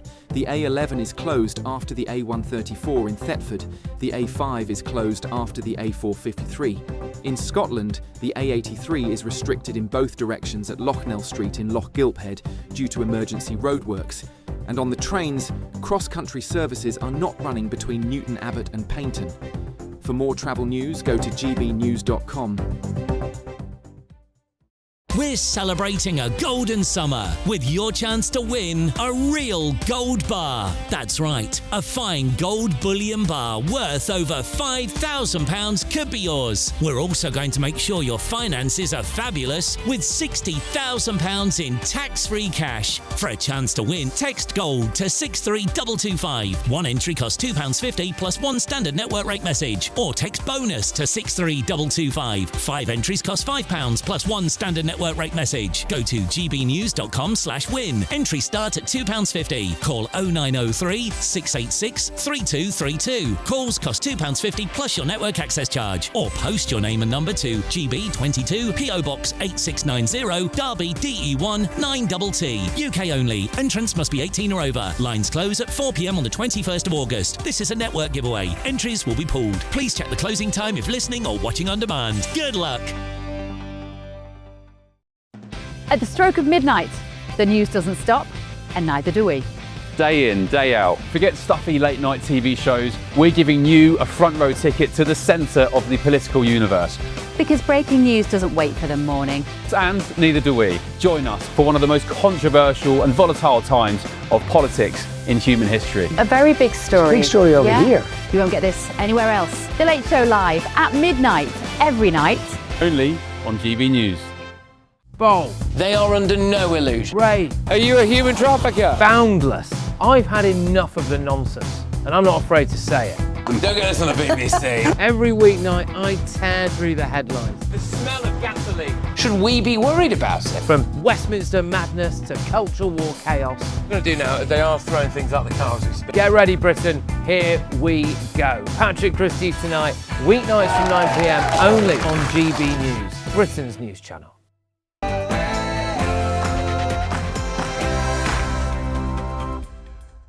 Good morning. Andy Burnham's bloodbath. The new Prime Minister wastes no time sweeping away the Starmer era, purging his cabinet of Sir Keir Starmer loyalists. John Healey is the surprise choice for Chancellor, whereas odds-on favourite Shabana Mahmood is staying as Home Secretary. Well, Ed Miliband becomes Foreign Secretary and Wes Streeting returns to Cabinet as Defence Secretary. And ministers previously engulfed in sleaze are returning to Cabinet too. Angela Rayner as Housing Secretary and Louise Haigh as Chancellor of the Duchy of Lancaster. But will a fresh team and fresh promises be enough to convince the country that Labour really has changed? Well, Liberal Democrat leader Ed Davies says it's still unclear what Burnham stands for. I am frustrated. I think most opposition parties are. There was no leadership election. We don't really know what he stands for. We're getting little snippets here and there. Well, meanwhile, Reform UK's chairman, Lee Anderson, had this to say about Andy Burnham's cabinet. It's the same people. It's a bit like having a failing football team, guys, and all you do is just swap the positions of the players. Well, Andy Burnham this morning wasting no time on getting started, announcing a tax cut to energy bills. But already it's led to infighting in the Labour Party. Darren Jones, who was sacked yesterday, has said that the way Andy Burnham is going to pay for it, through scrapping digital IDs, was unfunded. So asking the Prime Minister to set out how he plans to fund this tax cut. And a man has been charged with the murder of former Conservative MP and Reform UK spokesperson Anne Widdecombe, as police continue to investigate whether the attack was politically or ideologically motivated. A groundbreaking new 3D surgical system in Glasgow is transforming brain surgery for children. We're going to be speaking to the consultant neurosurgeon leading the way in about 20 minutes' time. My hero, my manager, my friend. Those are the words of Alan Shearer, just one of thousands of tributes paid to former England manager Kevin Keegan, who's died at the age of 75. We'll speak to one of his former colleagues at the FA later this hour. It's another beautiful summer's day for many of us, but not for all. Some places will be cloudy, cool and showery, whilst others see more warm sunshine. Full details in the forecast coming up soon. Good morning, it's just gone 8 o'clock. I'm Ellie Costello. And I'm Alex Armstrong, and this is GB News Breakfast.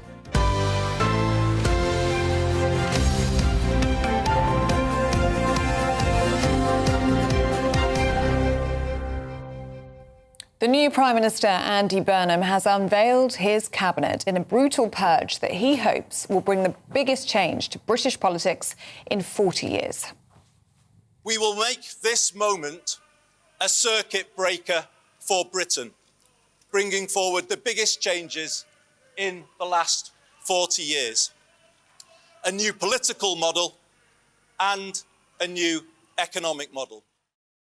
Well, after days of speculation, former Defence Secretary John Healey has been selected as Chancellor in a shock move praised by military chiefs that could signal a boost in defence spending. Just great to be back in the Treasury after nearly 20 years, and just a huge honour to be here as Chancellor.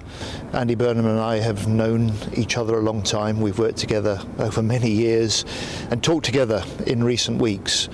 We share the values, we share the vision, and we will start together now, Prime Minister and Chancellor, to build that new hope and to build that new economy, and that will start tomorrow. Well, elsewhere, Angela Rayner returns to number 10 as Housing Secretary. Shabana Mahmood retains her position as Home Secretary, and Wes Streeting takes on the role of Defence. But the Labour infighting has already started. It comes as Darren Jones MP says the government will have to set out how it will pay for policies at a budget, particularly on this VAT cut. Well, let's speak to our national reporter, Will Godley, who's in Downing Street for us. Will, because this, of course, is the first bit of infighting we've seen, and it's not even been 24 hours since Andy Burnham became Prime Minister, and this is all over digital ID. Well, absolutely. Good morning to you both. Darren Jones, of course, many saw as Keir Starmer's most loyal ally.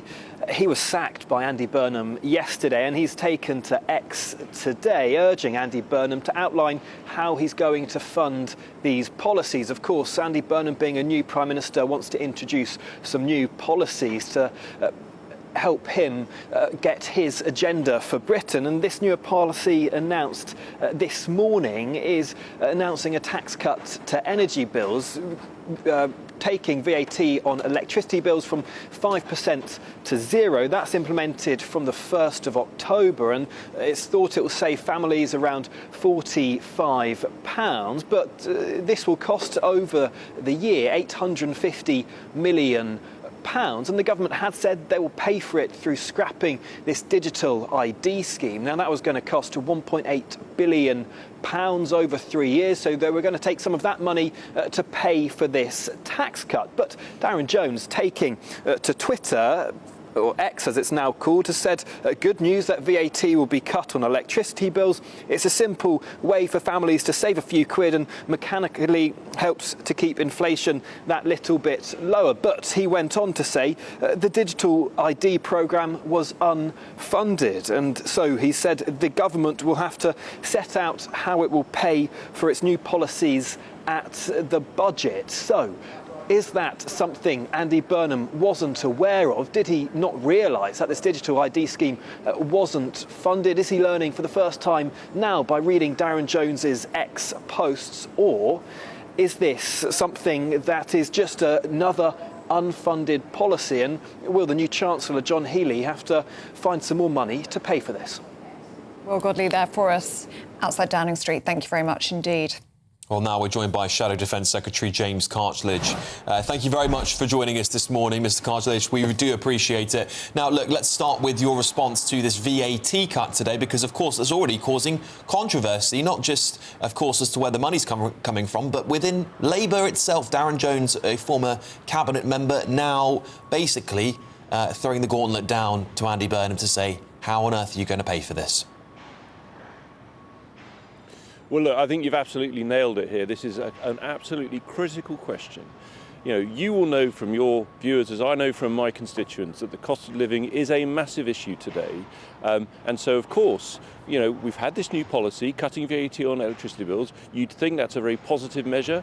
I'm sure the public, on hearing that, would think, wow, a great start from Andy Burnham. And it has unravelled within minutes. It's not just Darren Jones, though it's critical to stress, of course, he was a senior Labour minister, and he has come out and said this policy is unfunded.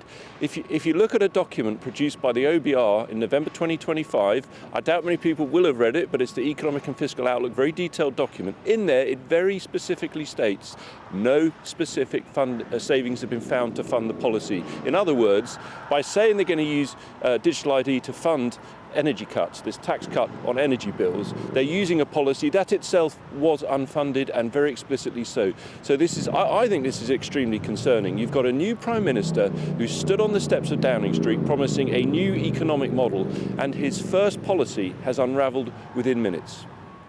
What's your reaction to this statement that we've had from the MOD, which has revealed that a Russian warship, which was being shadowed by a Royal Navy vessel, carried out a live-fire artillery exercise just 40 nautical miles south of Plymouth on Monday? This is a reminder, isn't it? Another example of the increased Russian naval activity that we've seen near UK waters in recent months. How do we and how should we be responding to this? Well, I think it's very concerning. Now, Shadow Defence Secretary, I have not yet had a briefing from inside the MOD about the detail of this, so I can only go by the reports that you're seeing. But I think we all know that we've seen a lot of worrying activity from the Russian military, both at sea and in the air around the UK, and we have to respond strongly. What I would like to see is a government now gripping defence. We've got a new Defence Secretary, Wes Streeting, a new Chancellor, John Healey, who was Defence Secretary. They know how serious the threat is. Certainly John Healey does. And I want to see them stepping forward. So I'll give you an example of something we've said as the opposition.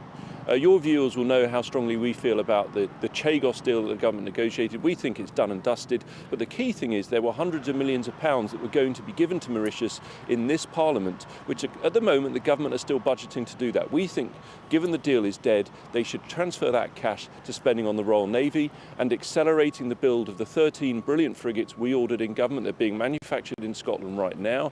They could be brought into service quicker. That isn't free, because you have to pay basically for double shifts working around the clock. We're prepared to do that using the Chagos money, and that would mean more ships into service, because the key weakness we have here is not enough surface ships against the Russian threat. So we need to send them that message from the heart of government that we're going to stand up to Putin, and I can tell you, if the Prime Minister does that, he will have our support in the national interest. Mr Cartledge, let's get your response to a general election. We've seen a poll done by the broadcasting press. Of course, the Daily Mail said that 47% of the population want a general election, only 31% did not. We've got Andy Burnham saying he wants to transform the economy. He's even mooting things like a new top rate of tax at 50p. So at what point did the Conservative Party call for a general election? If this were Labour, they'd say you've got a Prime Minister coming in without a mandate. He wasn't even an MP 5 weeks ago. Surely now is the time for the country to go to the polls. Entirely fair question, and it's true we have had a change of Prime Minister without an election. What Kemi has said is, look, we have a very pressing and serious situation, in fact, just illustrated by your previous point about this apparent activity from this Russian naval vessel. She said, if Labour are unable to fund defence, then there needs to be a general election, because what we want to see is steps being taken right now to come out and say, look, this is where we're getting the money from for defence, therefore the defence investment plan can be implemented, and that in itself sends a strong signal to Putin and others. If they can't do that, we've said it's one of the key reasons why we would need a general election. So I do understand why people are saying that, and I'm bound to say, going back to the very first point we discussed, if a new announcement like this on something so high profile as the cost of living from Andy Burnham can only last a few minutes scrutiny before people who are on the Labour side are pulling it apart, and where it's found, to have no way of paying for it, what on earth's going to happen in an election campaign? So frankly, who knows what is going to happen? All we do know is we've had this first big announcement from Labour, which has completely unravelled. We've got this very serious activity that you've also highlighted from the Russians. We know they're a threat to us. What we need to see is a new Prime Minister really getting a grip here, showing how he's going to pay for things, whereas we've had the complete opposite. Just finally, because we are almost out of time with you, but just on one of the biggest surprises of yesterday, John Healey as Chancellor, what do you think that will mean for defence spending? And I've just seen a very nice, warm and welcoming post that you've sent on X to the new Defence Secretary, Wes Streeting. Was that a good appointment? Lots of people saying that he should have military experience. It should be somebody like Al Carnes. Well, I do sympathise with that point. I would always, if I were in government, I'd want to see some people in the MOD who have defence experience. I mean, I wasn't in the armed forces, but I was Defence Procurement Minister, and so I know a lot of the detail on the procurement side, dealing with the defence industry. I did a lot of thing around drones and all the things you're now seeing at the Farnborough show this week. But what I would say basically is, look, I wish them both well. I think with John Healey as Chancellor, he has got a chance to put into practice the criticism he made very profoundly about Keir Starmer. You'll remember John Healey resigned saying that the amount of money on the table would make Britain less safe. He wanted to see Britain go to 3% on defence, which is our position. So I hope he now delivers that. But I do have one concern, and it goes back to the continuous point I've made on your programme, if you'll forgive me, which is he's been talking apparently about something called defence bonds. This is where you borrow money to pay for defence, but it is just borrowing, and it's no different to any other government borrowing, really. And in my view, that's not good enough. We want to have a strong economy, strong country, and to do that, we've got to cut the welfare bill. That's got to be the priority to get more money into defence, which we do need to do urgently, given the activity you've highlighted in respect of the Russian Navy. All right, Shadow Defence Secretary James Cartledge, thank you so much for joining us this morning to give your thoughts on all these important stories. Thank you, Mr. Cartledge. We are now indeed, I think, joined by former Labour Minister Khalid Mahmood. Khalid Mahmood, thank you very much for joining us this morning. Look, there's a new government, a new cabinet, but with very familiar faces. We are seeing the return of Angela Rayner, who, of course, was sacked/resigned in disgrace because of her own handling of her tax affairs when it came to her own second home whilst she was housing secretary. And indeed, we've also got Louise Haigh, who was sacked/resigned because of her conduct when it came to a prior conviction. She's now overseeing what will be a large part of ethics. This is not the message, surely, to send to British people who are looking for what Andy Burnham would describe as hope. Well, no, I think what we got is people who made mistakes and now have dealt with those mistakes, and everybody's entitled to have another start once they've admitted and once they've gone forward with those issues and said, right, there was a mistake made, they resigned from their positions, they served their time, and now they're back. Nobody is ever sort of perfect in everything that they do. So therefore, when somebody does something, I think it's important to understand but Mr. Mahmood, there's perfect, and then there's being the housing secretary and not even understanding stamp duty, right? I mean, to put Angela Rayner back perhaps in another role, maybe you could get away with that, but to put her back in housing again, I think it seems a little bit out of touch. No, I think she's realised the personal mistake she made in terms of housing. The policies that she's had before when she was in, I think were quite positive. She wanted to build more council housing, which is what we need, more housing the people that need that. We have a huge target and we need to get behind that and deliver those targets now. It's moving in the right direction, but we need to accelerate that, and that's what's happening at the moment. Are you pleased to see Shabana Mahmood staying on as Home Secretary? Because it was being mooted and reported pretty heavily in the press in recent weeks that she would be moved to the role of Chancellor, and it was thought that perhaps that was Andy Burnham wanting to water down her immigration policy, but that doesn't look to be the case anymore. Well, I think gossip in the press has never been taken for what the truth is. And we've seen quite rightly Andy Burnham making a real decision around how to deal with this. I think he's made the best possible decision. I think John Healey, I served with him as a Shadow Defence Procurement Minister, is one of the brightest brains that we have. And he's committed to defence. Unlike the Tory Shadow spokesman who just said this, they were in for 14 years and made no real changes to defence. John is committed to that. And I think that's one of the reasons why that he's a Chancellor. But he's somebody who has brilliant capacity and ability to look at these things and deliver this. And I think it's a fantastic appointment that Andy's made. Let's just quickly get your thoughts on Darren Jones. He's posted on X this morning. It's the first, like I said, it's not even been 24 hours that Andy Burnham's been Prime Minister. He sacked 11 of Keir Starmer's loyalists. They're all sat on the back benches. Some, what you would describe as big hitters, big names. David Lammy, Rachel Reeves. Darren Jones was at least praised as a competent minister, even by his opponents. Now he's sat on the back benches. He's saying that this new VAT cut is totally unfunded, that the Prime Minister essentially, if you want to put it into my words, I would say he was gaslighting us all by saying he's saving money on digital ID, which he said wasn't even funded yet. So is this as bad as Darren Jones is making it out? Do we need to now know from the Prime Minister as to how he's going to fund £850 million? Well, I think Darren needs to look at what he's saying. He was only a few weeks ago in a government, and a few days ago he was in a government which he supported the whole idea of the ID cards. If he wasn't funded, then what was he doing promoting it?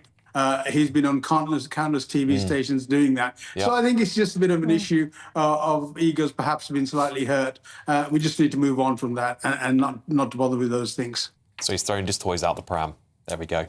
All right. Former Labour Minister Khalid Mahmood, really good to see you this morning. Thank you for joining us on GB News Breakfast. Because unfortunately, I think it's Jonathan Reynolds, the Business Secretary. Yes.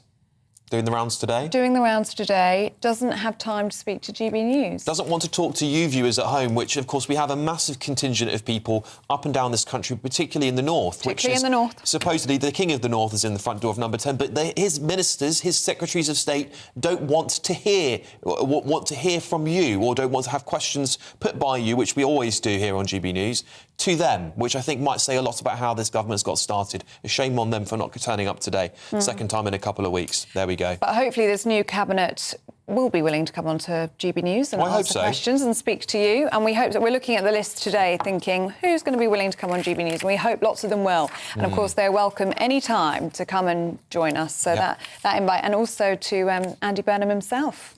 We'll come up and see you, won't we, in Manchester? We'll be more than happy to come to Manchester here on Breakfast. But in the meantime, shall we have a look at some other news stories coming in? As we were just describing there with James Cartledge, the Shadow Defence Secretary, a Russian warship has carried out a live-fire military exercise around 40 nautical miles off the UK coast. The vessel, which was being shadowed by a Royal Navy ship, carried out the artillery manoeuvre south of Plymouth yesterday. The United States military says it's launched another round of strikes against Iran to further degrade its capabilities to attack ships in the Strait of Hormuz. It's the 10th consecutive night of attacks and comes after President Trump vowed to punish Iran for the death of US soldiers. And US President Donald Trump has imposed a 50% tariff on a wide range of goods imported from Canada in retaliation for what he called unequal treatment on US cars, dairy and alcohol.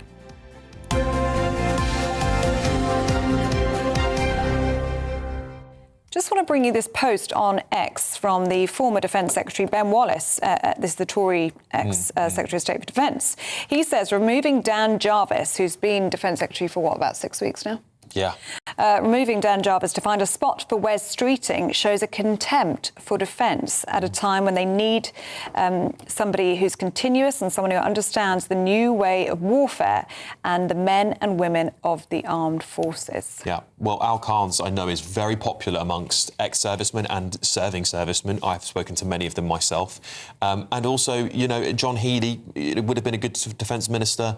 It seems something went wrong yesterday. It really does. Something went wrong when Rachel Reeves didn't accept that appointment of Defence, even though I would have thought she wouldn't be the right appointment either. No, lots of you making the point that the Defence Secretary should have military experience. It's certainly not gone down well with Ben Wallace, the former Secretary of State for Defence. All right, should we have a look at your weather with Aidan McGiven?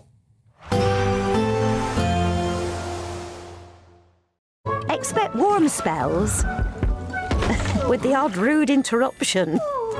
Box Boilers sponsors the weather on GB News. Hello, very good morning to you. Welcome to the latest update from the Met Office for GB News. High pressure continues to dominate the weather across the UK, bringing widely warm and dry weather to the vast majority. But cloudy, showery and cool conditions remain for parts of Northern Ireland and northern Scotland as we start the day. And that's because high pressure is now situated to the west, and around that high we've got this northwesterly airflow bringing Atlantic cloud, bringing some light showers, but actually for much of the country away from those exposed northwestern areas, plenty of warm sunny spells. Bit of cloud coming into the east and central areas. Where we've got the sunshine though, temperatures up to 26, 27 Celsius in the warmer spots, South Wales, southwest England. Always much cooler towards the northwest, where we've got stubborn cloud continuing into the evening across the northwest Highlands. It's going to be the same through the rest of the week here, but actually decent cloud breaks across the Highlands, Grampians into the central belt. Temperatures here into the low 20s still in the evening. And Northern Ireland, although extensive cloud cover, warm enough where we've got some thinning of the cloud in places. Plenty of clear spells then across England and Wales at least overnight, and we keep largely dry weather up and down the country, but always the exception, northern Scotland. It continues to be showery here with a keen breeze, and some showers just trickling into eastern parts of England at times. The clearest skies towards the south and southwest, and a warm night, but not particularly uncomfortable. We're looking at the mid-teens, and in some spots down into the single figures where we've got some shelter from the cloud and the breeze. We start Wednesday then with a lot of fine and dry weather, a bit more cloud, especially through parts of central UK, coming down that east coast and continuing to see those light showers for northern Scotland. Best of the sunshine once again, Wales and the southwest, where temperatures reaching 26 or 27 Celsius, cooler near some exposed coasts.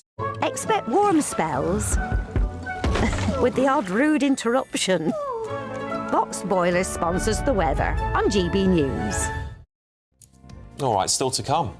A groundbreaking new 3D surgical system in Glasgow is transforming brain surgery for children. We're going to be speaking to the consultant neurosurgeon leading the way next.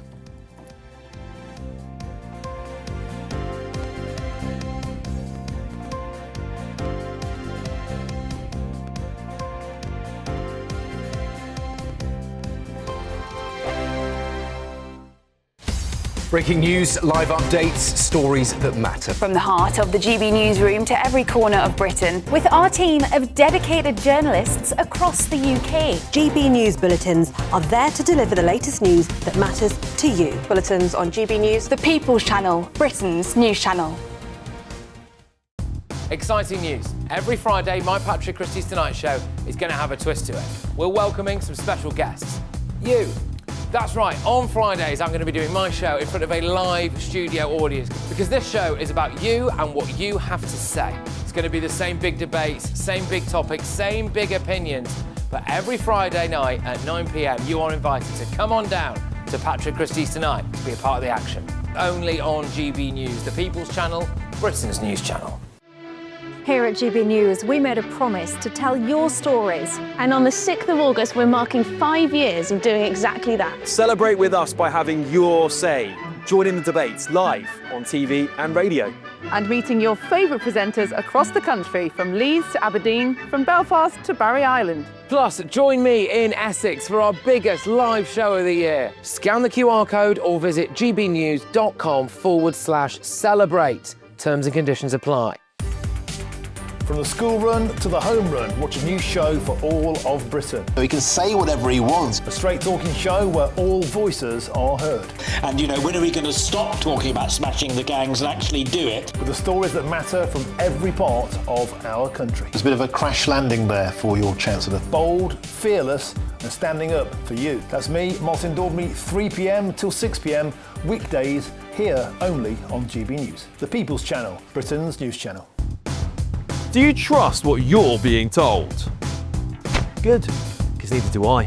Those are just facts. I'm Alex Armstrong, and on my show, we'll expose the spin. Well, I want to answer that because you didn't let me last time, because you always speak over me. The broken promises. To deny that is denying the truth. And the hypocrisy. Allow. Stop. You think we can allow? Politics, policy, parliament. Nothing is off limits. No sugarcoating, no fear of offence, just the truth laid bare. Tune in every Saturday and Sunday at 9 p.m. for Alex Armstrong Tonight, only on GB News, Britain's news channel. I've been in Westminster for a long time, but I know that though power may be here, its effect on people's lives is across the whole of the country. We may be where rules are made, but it's where they're implemented that matters. Join me, Jacob Rees-Mogg, for forthright and frank discussion on where Britain has come from, where it's going, and where it will end up. That's State of the Nation, Monday to Thursday, 8 to 9 o'clock. Vox Populi, Vox Dei.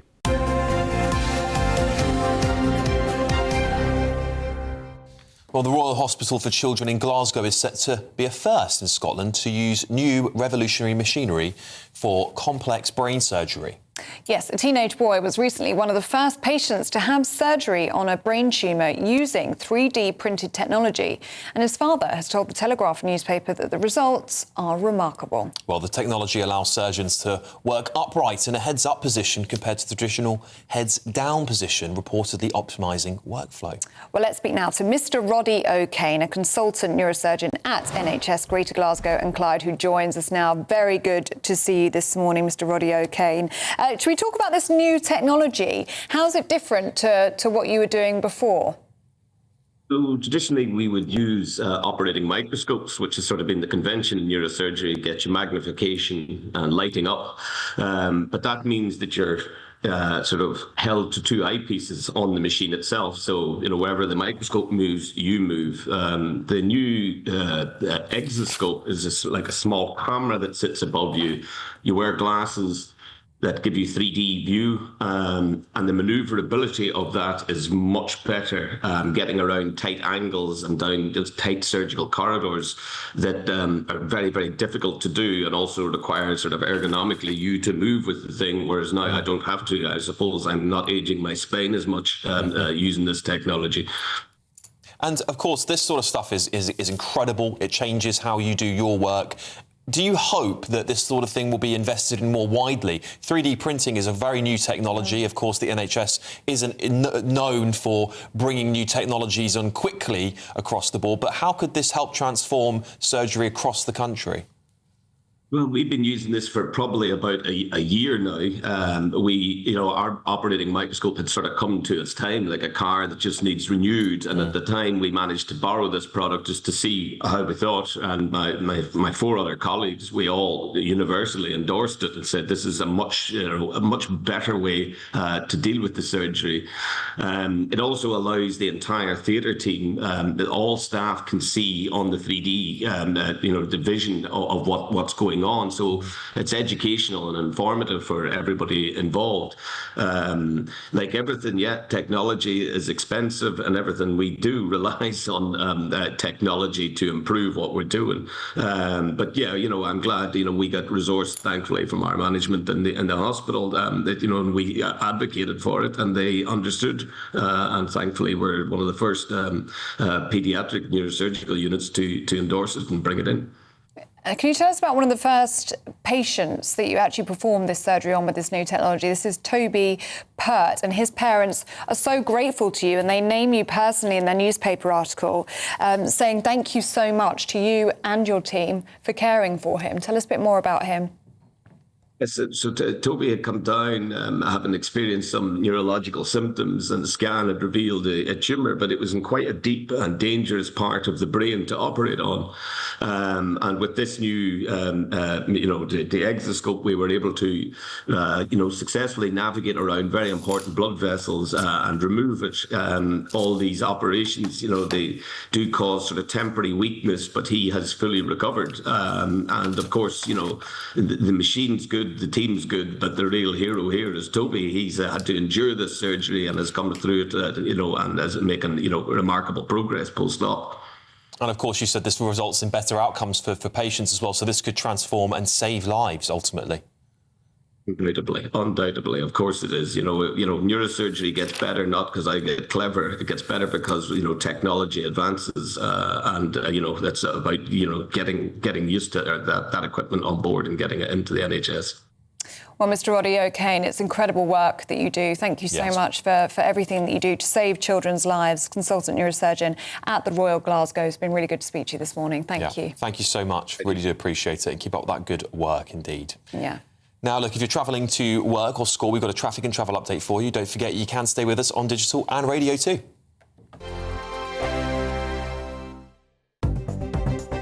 Good morning. This is the latest AI travel news from gbnews.com.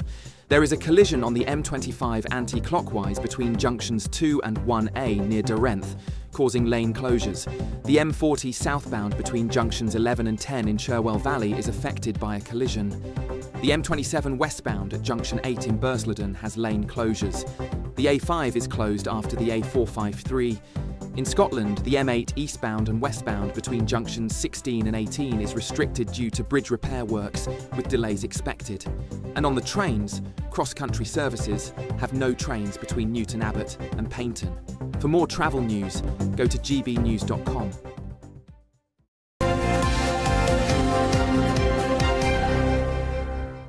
Right, well, this morning you were meant to hear from the government today because, of course, we have got a new government minister out speaking to the media across the morning today, Jonathan Reynolds, the business secretary, but they've decided not to come and speak to you, GB News viewers, which, of course, many of you are from across not just the south, but the north as well, which, of course, is a big part of Andy Burnham's new pledge. Is this just continuity starmer at this point? It feels like it to me. Yeah, it's such a shame, isn't it? The first day of this new government and this new cabinet, and they couldn't make time to speak to you. What a shame. So we were hoping things would be different this time around. It doesn't look like it will be, but our offer is always there. If any of the cabinet ministers are watching this morning, you're always welcome here on GB News Breakfast, and we would love to ask you questions. We'd love to hear your answers. We do at least appreciate some former Labour ministers coming on. We have a large contingent of Labour MPs and former ministers joining us in GB News, so I don't know what the problem is with the government not wanting to speak to us, but there we go. Anyway, do stay with us. Still to come, Aidan McGee is going to be here with all of your sports. Yes, indeed. We are reflecting on the life of the former England manager Kevin Keegan, who's died at the age of 75. We're joined by one of his former colleagues at the FA. That's after the break. At GB News, we love to hear from you, our loyal community. So drop us a line at gbnews.com/yoursay. There you can talk to each other and also to the presenters live on air. gbnews.com/yoursay, because GB News is your channel, Britain's news channel.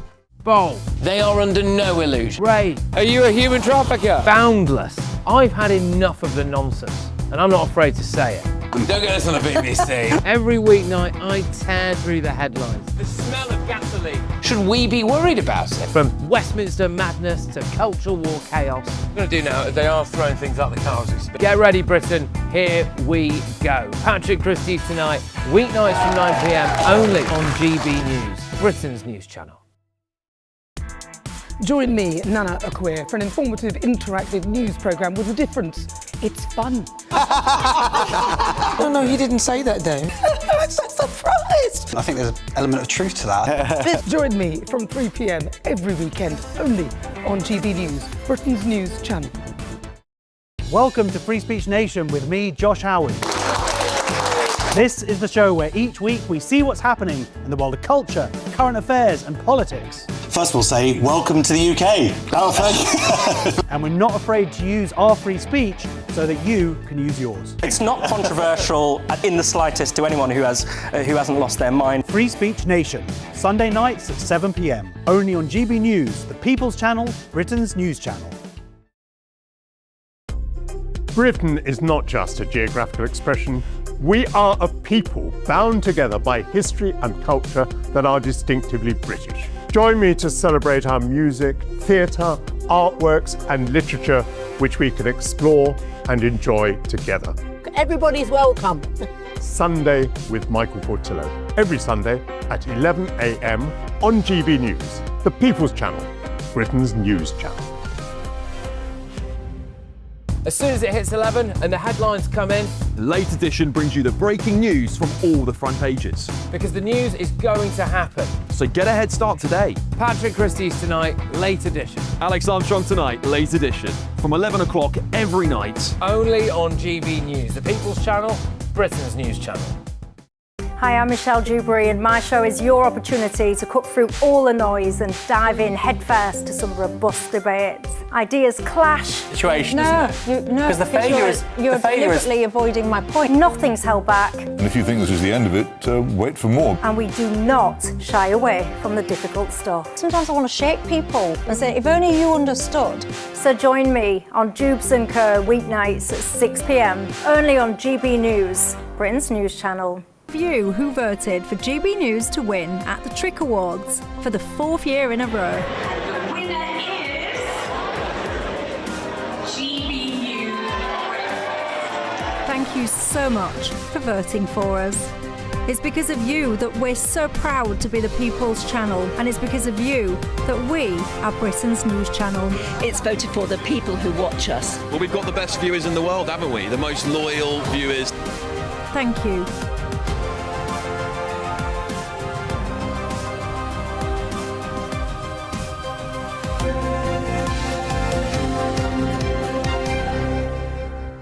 Welcome back to Breakfast. It's 8:37. We're joined now by Aidan McGee. Really sad news about Kevin Keegan on the front page of most of the papers this morning. Yes, absolutely. I mean, this was a giant, a true giant of English football, and you could spend a lot of time going through all his accomplishments, both as a player and as a manager, and indeed what he achieved off the pitch as well. We're joined now by the football executive and former FA Communications Director Adrian Bevington, who worked with Kevin Keegan for a period of time back in the late 90s, early 2000s. A very good morning to you, Adrian. I just want to go through what Kevin did before your time working with him, because, I mean, he made a massive imprint on in the psyche of the national game, didn't he?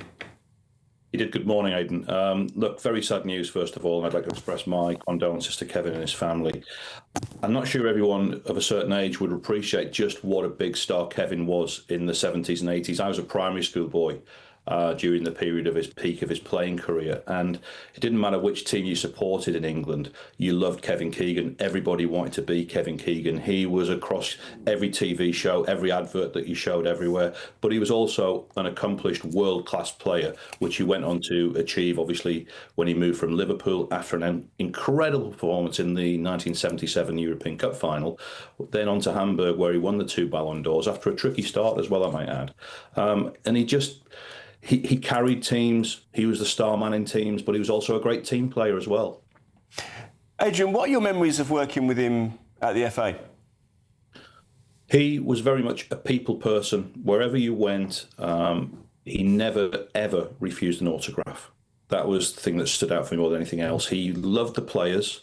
The players were first and foremost any meeting that ever took place. And Kevin wasn't someone who wanted loads of meetings, by the way. It was all about football first for him. But he also understood the responsibilities of every event, working with the public, working with the sponsors, working with the broadcasters and the media. He took those responsibilities very, very seriously. So working closely with him, he was a diligent guy, but also he could be fun.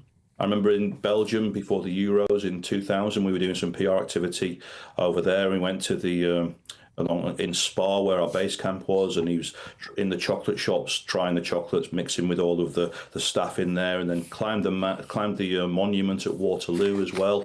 And he promised me beforehand he wouldn't do that, but then next thing he was up and away, and that was just his insatiable enthusiasm to engage fully in everything that he did. He was just a one-off and entirely as a person.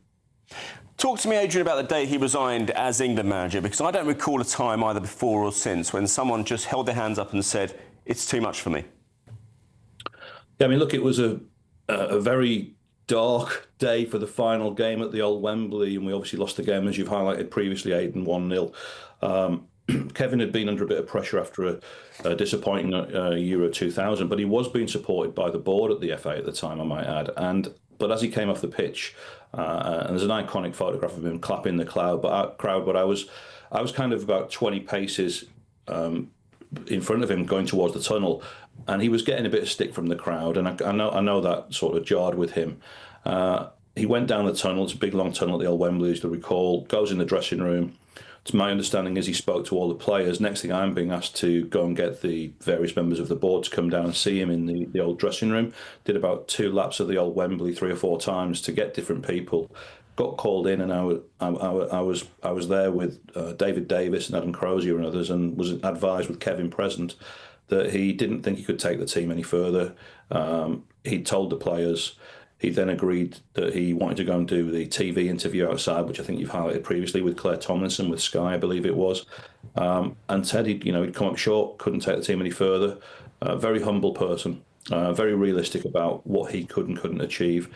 And when Kevin didn't think he could do something, that was it. He moved on, and then he was in his car and he was away, and that was the end of Kevin as England manager. But my memories of Kevin are combined as being from my childhood, where he was everywhere, omnipresent, but also, an absolute icon of the game and one of our true world stars of English football. And you can see that by the way the accolades have come from clubs all over the world as well as individuals. Just quickly before we go, Adrian, and we appreciate your contribution this morning. You're a man of the North East. What was his legacy in that region particularly? Look, he's huge up here in the North East, obviously in Newcastle, in Tyneside in particular. He's he is one of the all-time greats, and he loved the area. That was just a marriage made in heaven between the people of Newcastle, where his father was originally from in the first place. His love for the club, both as a player, as a manager, and just what remained for the rest of his life in the area too. So, but not just in the Newcastle area. I mean, he was the manager of Newcastle first time round when Middlesbrough had Brian Robson and Sunderland had Peter Reid. And we had 3 big characters in the North East at that time. And it was a wonderful time to be around. But Kevin was just someone that, he understood the uniqueness of the North East area and of the Geordie people. Adrian, thank you very much indeed for your reflections today. That's Kevin Keegan, who sadly died at the age of 75. What a titan. Yes, absolutely. Really I couldn't agree more. Yeah. Superstar. Yeah. Thanks, Aidan. Really appreciate it. Really do. Now it's 8:43. Just time to tell you about the Great British Giveaway. Lots of cash up for grabs and a real gold bar. Here are all of the details that you need. What would you do with £60,000 cash? What would you do with a real gold bar? Well, both have to be won in our Golden Summer celebration. First, there's £60,000 in tax-free cash to bolster your bank account this year. You can spend it on treats, splash out on the family, or just save it for a rainy day. It's entirely up to you. Plus, we'll also give you a fine gold bar worth over £5,000. That's genuine gold that you could gift to a loved one or just lock up in your own personal vault. The gold and the cash really could be yours. For a chance to win £60,000 in tax-free cash and a real gold bar, text GOLD to 63225. One entry costs £2.50 plus one standard network rate message, or text BONUS to 63225. 5 entries cost £5 plus one standard network rate message. Go to gbnews.com/win. Entries start at £2.50. Call 0903 686 3232. Calls cost £2.50 plus your network access charge, or post your name and number to GB22 PO Box 8690 Derby DE1 9TT. UK only. Entrance must be 18 or over. Lines close at 4 p.m. on the 21st of August. This is a network giveaway. Entries will be pooled. Please check the closing time if listening or watching on demand. Good luck. Well, still to come. The BBC are reportedly doing something, aren't they? Yeah, they're going to spend more on travel and accommodation. That's despite recent jobs cuts. Oh, God. Well, that's in the papers with Chloe Dobbs and Millie Cook. But first, we'll get a look at your forecast for our top European destinations.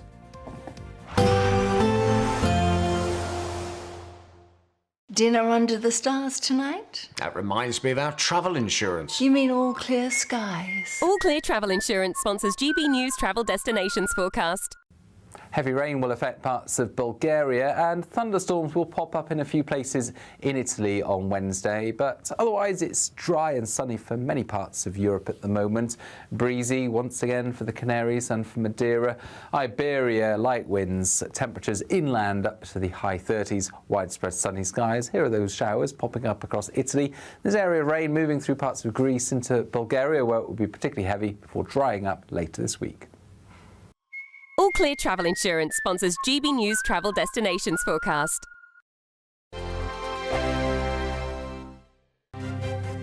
GB News Breakfast. Every day from 6 a.m. What do you think about where we're going to get our future athletes and our Olympians from when we're telling our children, oh, you can't go out and partake in sports today because it's a bit hot?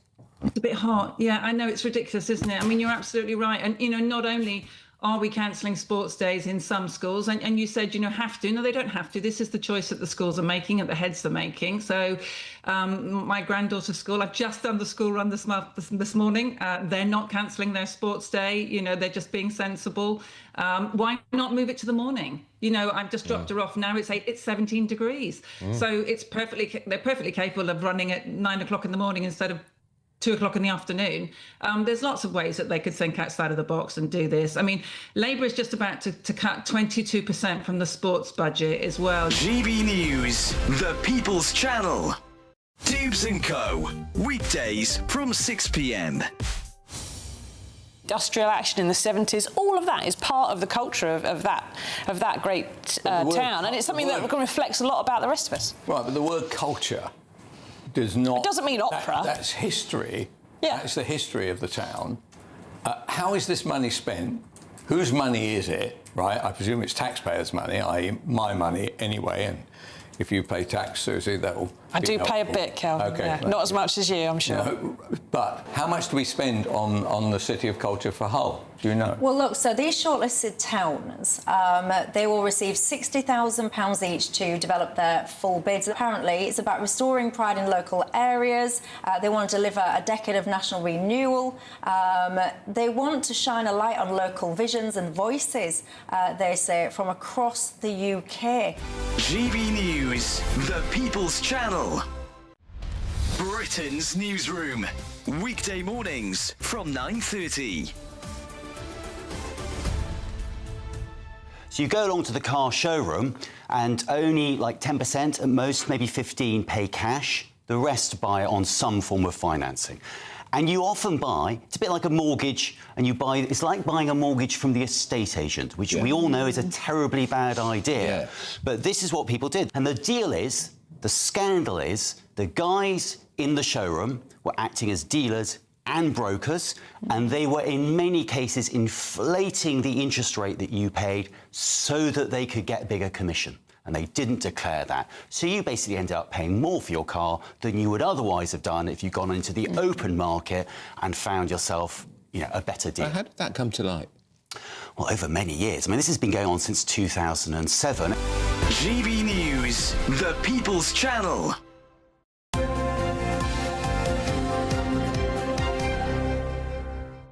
Let's take a look at the front pages, shall we? Yes, The Guardian leads with Burnham's arrival as Prime Minister, promising to bring back hope. The Telegraph claims Burnham pins his hope on Healey. The Times reports that the new Prime Minister started with a purge. And lastly, the Mail leads with the top headline saying, let's pray he knows what he's doing. Well, joining us to go through the papers this morning, we've been in the company of Millie Kirk and Chloe Dobbs. Morning, ladies. Good to see you both. Morning. Millie, let's start, shall we, with the front page of the Telegraph and Burnham pinning his hopes on John Healey as Chancellor, who, according to Darren Jones this morning, has got his work cut out. Yeah, he's definitely got a challenge ahead of him. And I think we already knew that it was a difficult situation for him, but it seems to be even more difficult this morning, given his first pledge, which is to remove VAT on energy bills, is apparently unfunded. The government, I mean, the Times on the front page, they've got a story saying that the pledge to cut energy bills is fully funded, which is a quote from the government. But Darren Jones came out this morning, who was a former minister in Starmer's government, saying that actually it's not funded. And that's because the government, effectively the new government, said that they would fund their pledge through the cut to the digital ID scheme. So they got rid of Starmer's sort of previously trailed digital ID scheme. They said they'd use the money from that to fund this VAT cut.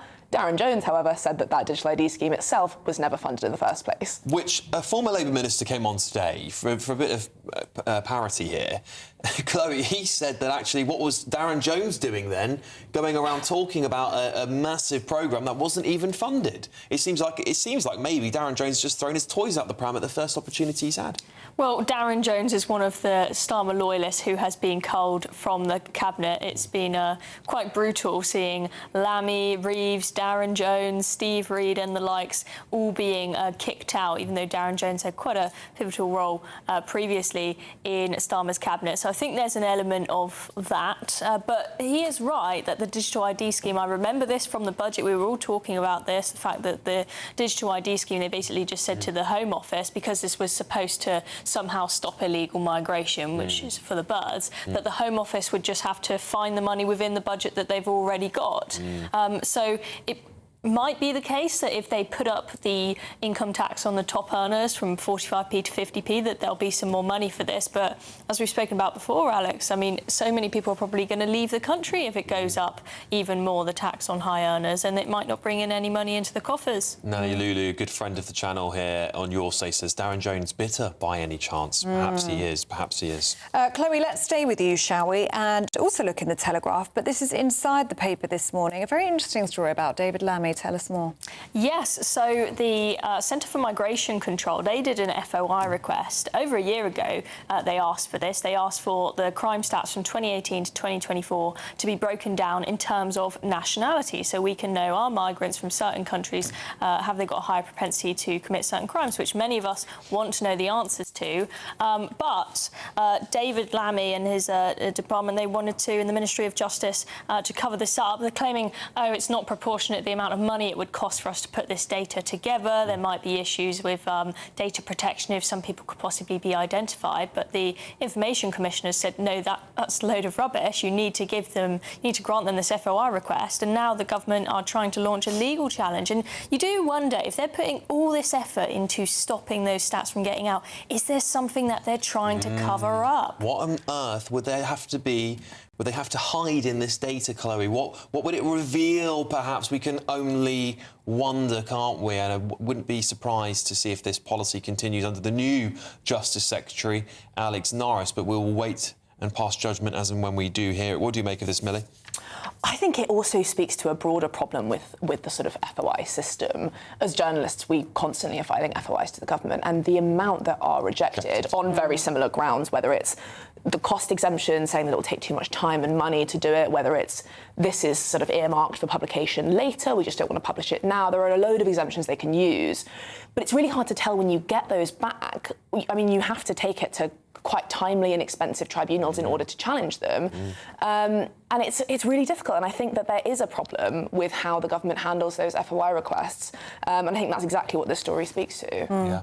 Look, we've got about 30 seconds, Chloe, but tell us about the BBC. What are they up to? Well, they are spending 250 million quid over about 7 years. That's their budget that they've earmarked for travel and hotels. The BBC are known for having far too many staff and shipping them all around in taxis, not just when it's late at night, but in the middle of the day, treating them all like royalty. And this is after they went viral in the World Cup, where they put out this advert basically begging people to pay their licence fee. But this is where the money's going. Yeah. Okay. Chloe, Millie, good to have your company this morning. Thank you very much.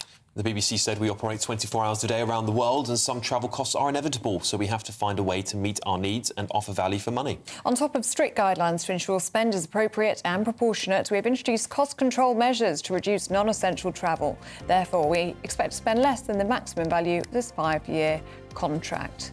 All right, look, we have got loads more coming up on the show for you, but first we're going to get your weather.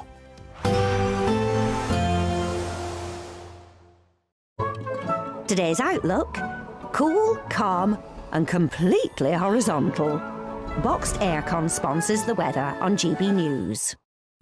Hello, very good morning to you. Welcome to the latest update from the Met Office for GB News. High pressure continues to dominate the weather across the UK, bringing widely warm and dry weather to the vast majority. But cloudy, showery and cool conditions remain for parts of Northern Ireland and northern Scotland as we start the day. And that's because high pressure is now situated to the west, and around that high we've got this northwesterly airflow bringing Atlantic cloud, bringing some light showers, but actually for much of the country away from those exposed northwestern areas, Plenty of warm, sunny spells. Bit of cloud coming into the east and central areas. Where we've got the sunshine, though, temperatures up to 26, 27 Celsius in the warmer spots, South Wales, southwest England. Always much cooler towards the northwest, where we've got stubborn cloud continuing into the evening across the northwest Highlands. It's going to be the same through the rest of the week here, but actually decent cloud breaks across the Highlands, Grampians into the central belt. Temperatures here into the low 20s still in the evening. And Northern Ireland, although extensive cloud cover, warm enough where we've got some thinning of the cloud in places. Plenty of clear spells then across England and Wales at least overnight, and we keep largely dry weather up and down the country, but always the exception, northern Scotland. It continues to be showery here with a keen breeze, and some showers just trickling into eastern parts of England at times. The clearest skies towards the south and southwest, and a warm night, but not particularly uncomfortable. We're looking at the mid-teens, and in some spots down into the single figures where we've got some shelter from the cloud and the breeze. We start Wednesday then with a lot of fine and dry weather, a bit more cloud, especially through parts of central UK, coming down that east coast and continuing to see those light showers for northern Scotland. Best of the sunshine once again, Wales and the southwest, where temperatures reaching 26 or 27 Celsius, cooler near some exposed coast. Today's outlook: cool, calm and completely horizontal. Boxed Aircon sponsors the weather on GB News. Thank you, Britain, for the thousands of you who are becoming friends of GB News each and every week.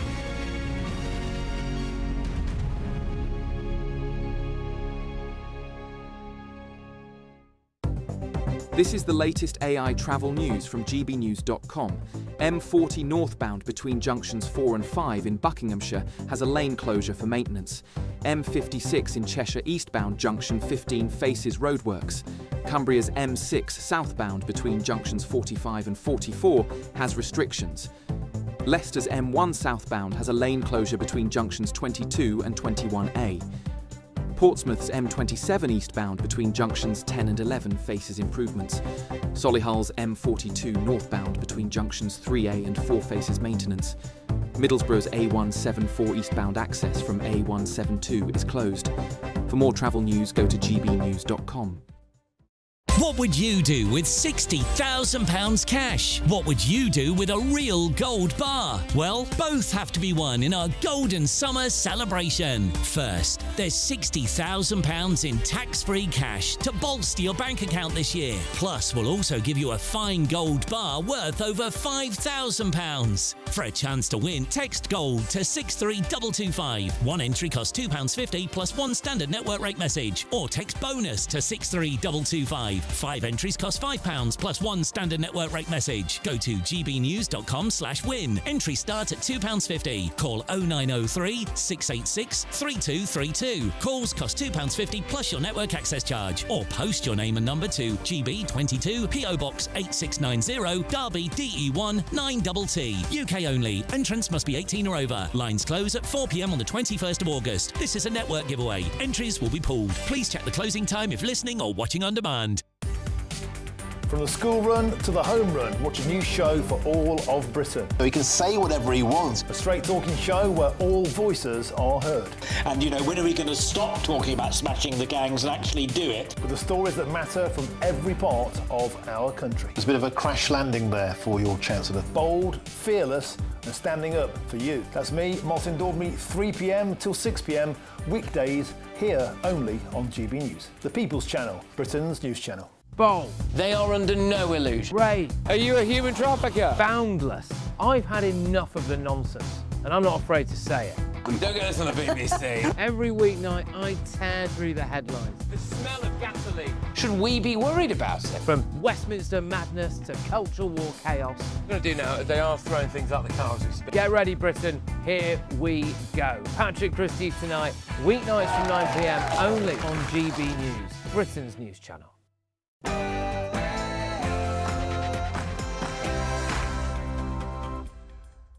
Good morning. Andy Burnham's bloodbath. The new Prime Minister wastes no time sweeping away the Starmer era, purging his cabinet of Sir Keir Starmer loyalists.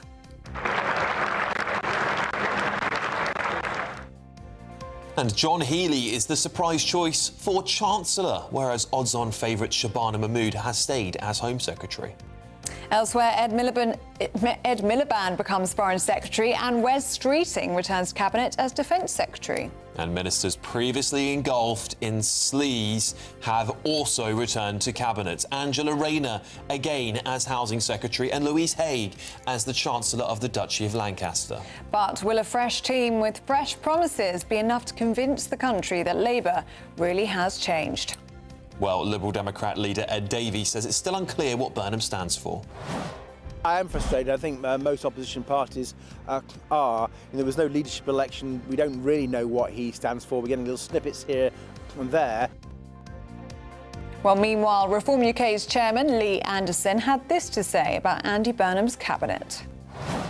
It's the same people. It's a bit like having a failing football team, guys, and all you do is just swap the positions of the players. Well, he's a new Prime Minister with new policies and now new enemies as Andy Burnham announces this tax cut on energy bills, saving households £45 a year. I do like this. The questions are about how he's going to pay for it, as Darren Jones, former Cabinet Minister and Starmer ally, has taken to social media saying this digital ID scheme that Andy Burnham has scrapped is going to pay for this tax cut wasn't even funded in the first place. Meanwhile, United States President Donald Trump has thrown his support behind Andy Burnham, telling Britain's new Prime Minister he's got a big job ahead and pledges US support. A man has been charged with the murder of former Conservative MP and Reform UK spokesperson Anne Widdecombe. It says police continue to investigate whether the attack was politically or ideologically motivated. And Britain's biggest air show continues today as ministers gather at Farnborough following the controversial absence of the Prime Minister from the event. It's another beautiful summer's day for many of us, but not for all. Some places will be cloudy, cool and showery, whilst others see more warm sunshine. Full details in the forecast coming up soon. Good morning, it's just gone 9 o'clock. I'm Ellie Costello. And I'm Alex Armstrong, and this is GB News Breakfast.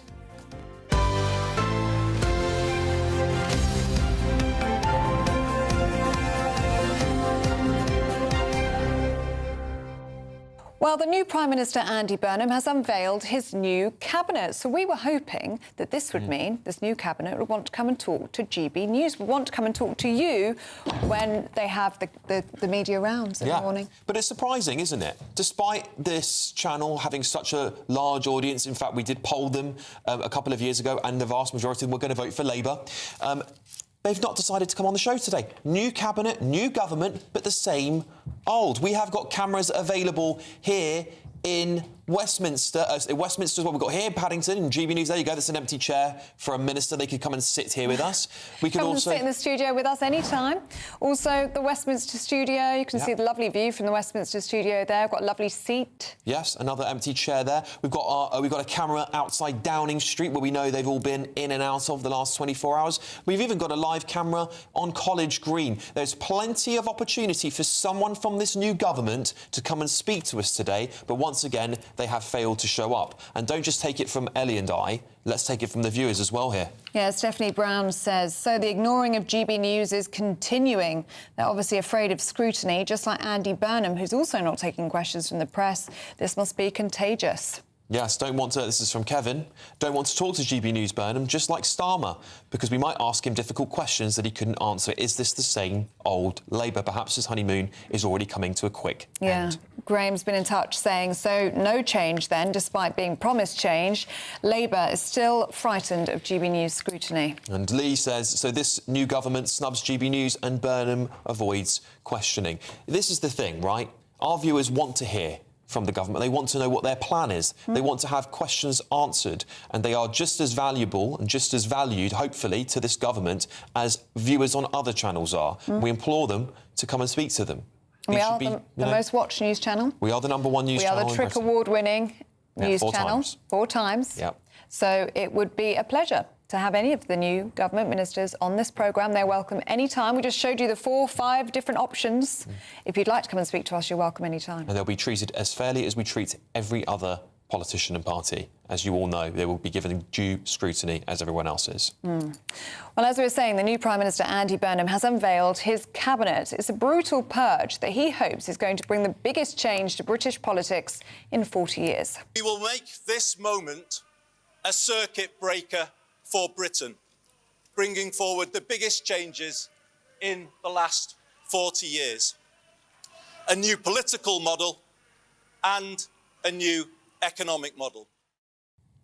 Well, after days of speculation, former Defence Secretary John Healey has been indeed chosen as Chancellor in a shock move that has been praised by military chiefs and across the political spectrum, but hopefully could signal a boost to defence spending. Just great to be back in the Treasury after nearly 20 years, and just a huge honour to be here as Chancellor. Andy Burnham and I have known each other a long time. We've worked together over many years and talked together in recent weeks. We share the values, we share the vision, and we will start together now, Prime Minister and Chancellor, to build that new hope and to build that new economy, and that will start tomorrow. Well, elsewhere, Angela Rayner returns to number 10 as Housing Secretary. Shabana Mahmood retains her position as Home Secretary, and Wes Streeting takes on the role of Defence. But has Labour infighting already started? It comes as former Minister Darren Jones says the government will have to set out how it will pay for its policies, particularly this VAT cut, at a budget, and he says that is because digital ID that was scrapped to pay for this budget was unfunded.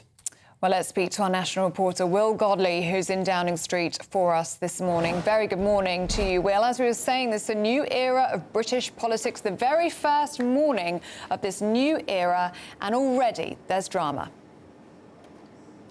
Absolutely, yeah. Darren Jones, who was a Starmer loyalist, still is a Starmer loyalist, sounding more like an opposition leader than someone in the Labour Party, asking Andy Burnham and his government today how they're going to pay for these new promises that they are making. Of course, already things have started here on Downing Street today. That was after a late night last night, Andy Burnham deciding who he wants around the cabinet table. And this morning, just after 6 o'clock this morning, his government announced the first tax cut that they were making to assist with the cost of living, provide breathing space for families. And what's this tax cut? Well, it's a tax cut on energy bills, removing VAT on electricity bills. It was at 5%, it's going down to 0, and it's going to save families around £45 when that's introduced in October.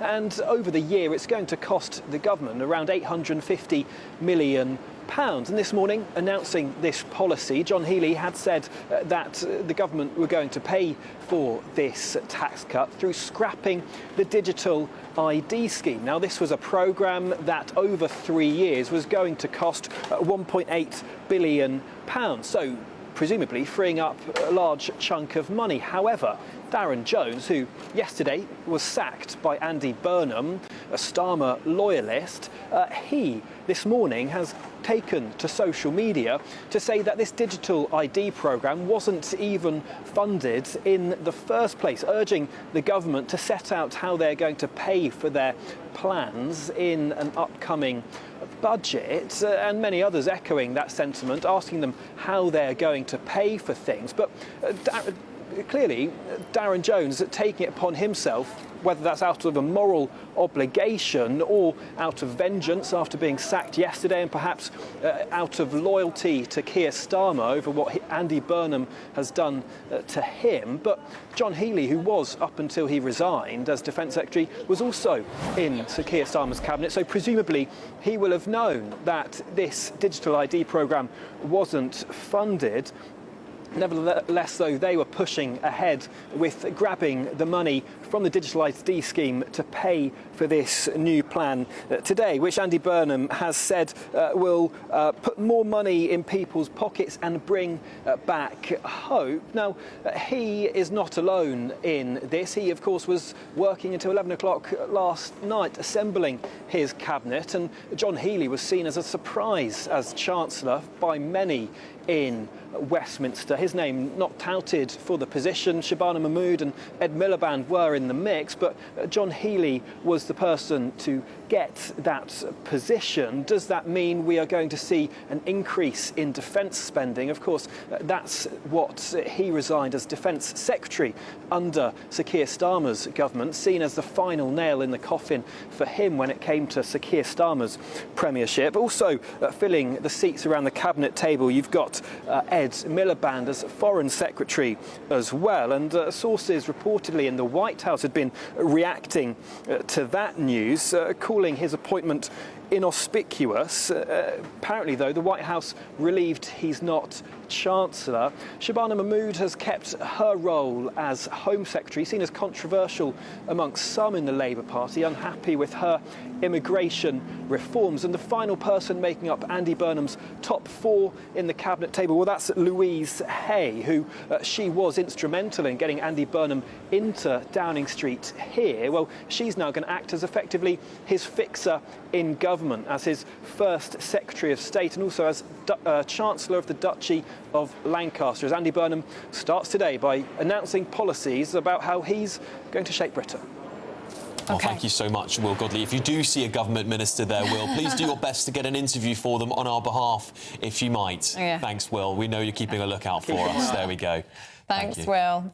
All right, listen. It is such a shame, isn't it? Well, it is. I mean, I'm still seeing the comments come in here as well. You know, Johnny says, as a GB News long-time viewer, we feel your pain when Labour boycott GB News or don't answer questions from your reporters when they're sent around the country. Everyone else gets to answer a question, ask a question, but GB News. And again, you know, they've met us, a lot of them. We have a lot of their commentators and their ex-ministers on here. They know we treat them fairly, you know. We do treat them fairly. We do give them due scrutiny, of course. But we would like the government to come and speak to our viewers. We are the #1 news channel in Britain.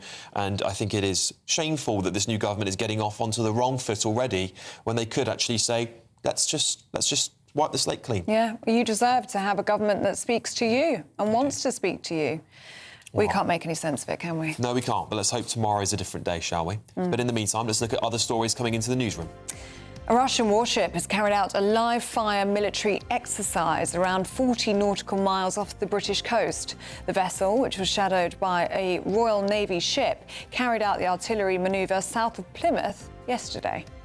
The US military says it's launched another round of strikes against Iran to further degrade its capabilities to attack ships in the Strait of Hormuz. It's the 10th consecutive night of attacks and comes after President Trump has vowed to punish Iran for the deaths of US soldiers.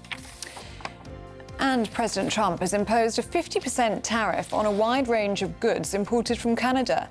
It's in retaliation for what he called unequal treatment of US cars, dairy and alcohol.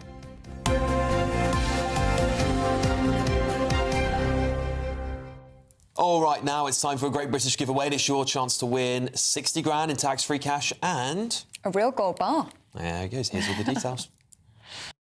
We're celebrating a golden summer with your chance to win a real gold bar. That's right, a fine gold bullion bar worth over £5,000 could be yours. That's gold that you could keep, trade in, or gift to a loved one to secure their financial future. We're also going to make sure your finances are fabulous with £60,000 in tax-free cash that you can spend on anything you like. And because it's tax-free, every single penny of it will be yours. So don't miss out. For a chance to win £60,000 in tax-free cash and a real gold bar, text GOLD to 63225. One entry costs £2.50 plus one standard network rate message, or text BONUS to 63225. 5 entries cost £5 plus one standard network rate message. Go to gbnews.com/win. Entry starts at £2.50. Call 0903 686 3232. Calls cost £2.50 plus your network access charge, or post your name and number to GB22 PO Box 8690 Derby DE1 9TT. UK only. Entrance must be 18 or over. Lines close at 4 p.m. on the 21st of August. This is a network giveaway. Entries will be pooled. Please check the closing time if listening or watching on demand. Good luck. Do stick with us. Still to come, more shock announcements from Andy Burnham's new cabinet. But what does it mean for the future of British defence spending? We're going to be speaking to a veteran about his reaction next.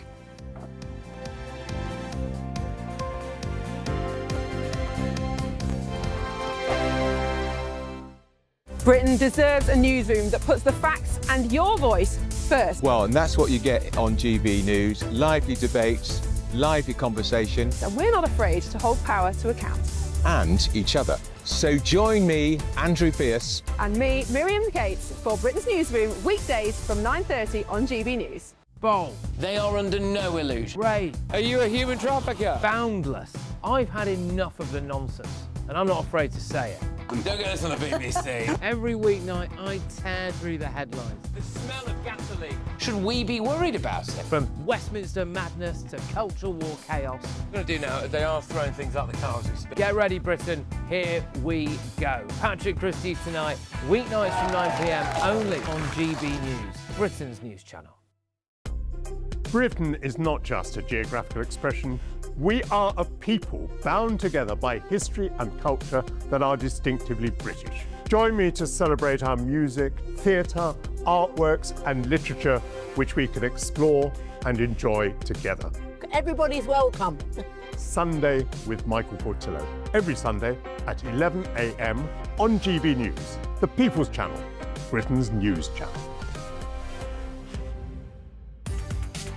From the school run to the home run, watch a new show for all of Britain. He can say whatever he wants. A straight talking show where all voices are heard.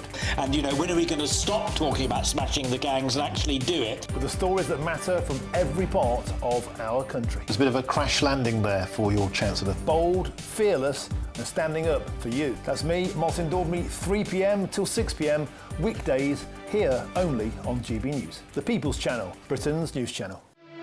Here at GB News, we made a promise to tell your stories. And on the 6th of August, we're marking 5 years of doing exactly that. Celebrate with us by having your say. Join in the debates live on TV and radio. And meeting your favourite presenters across the country, from Leeds to Aberdeen, from Belfast to Barry Island. Plus, join me in Essex for our biggest live show of the year. Scan the QR code or visit gbnews.com/celebrate. Terms and conditions apply.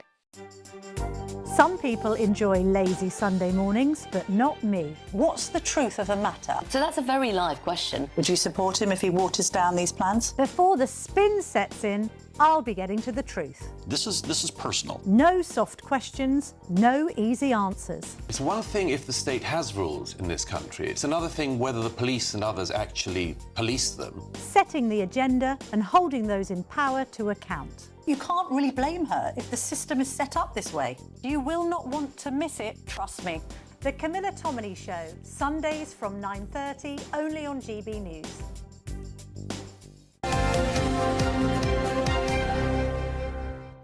Well, Prime Minister Andy Burnham, across the day yesterday, was building his new cabinet to implement what he would say is his ambitious agenda. Well, let's have a look at who he decided to axe. Rachel Reeves is out as Chancellor, David Lammy is out as Deputy Prime Minister and Justice Secretary.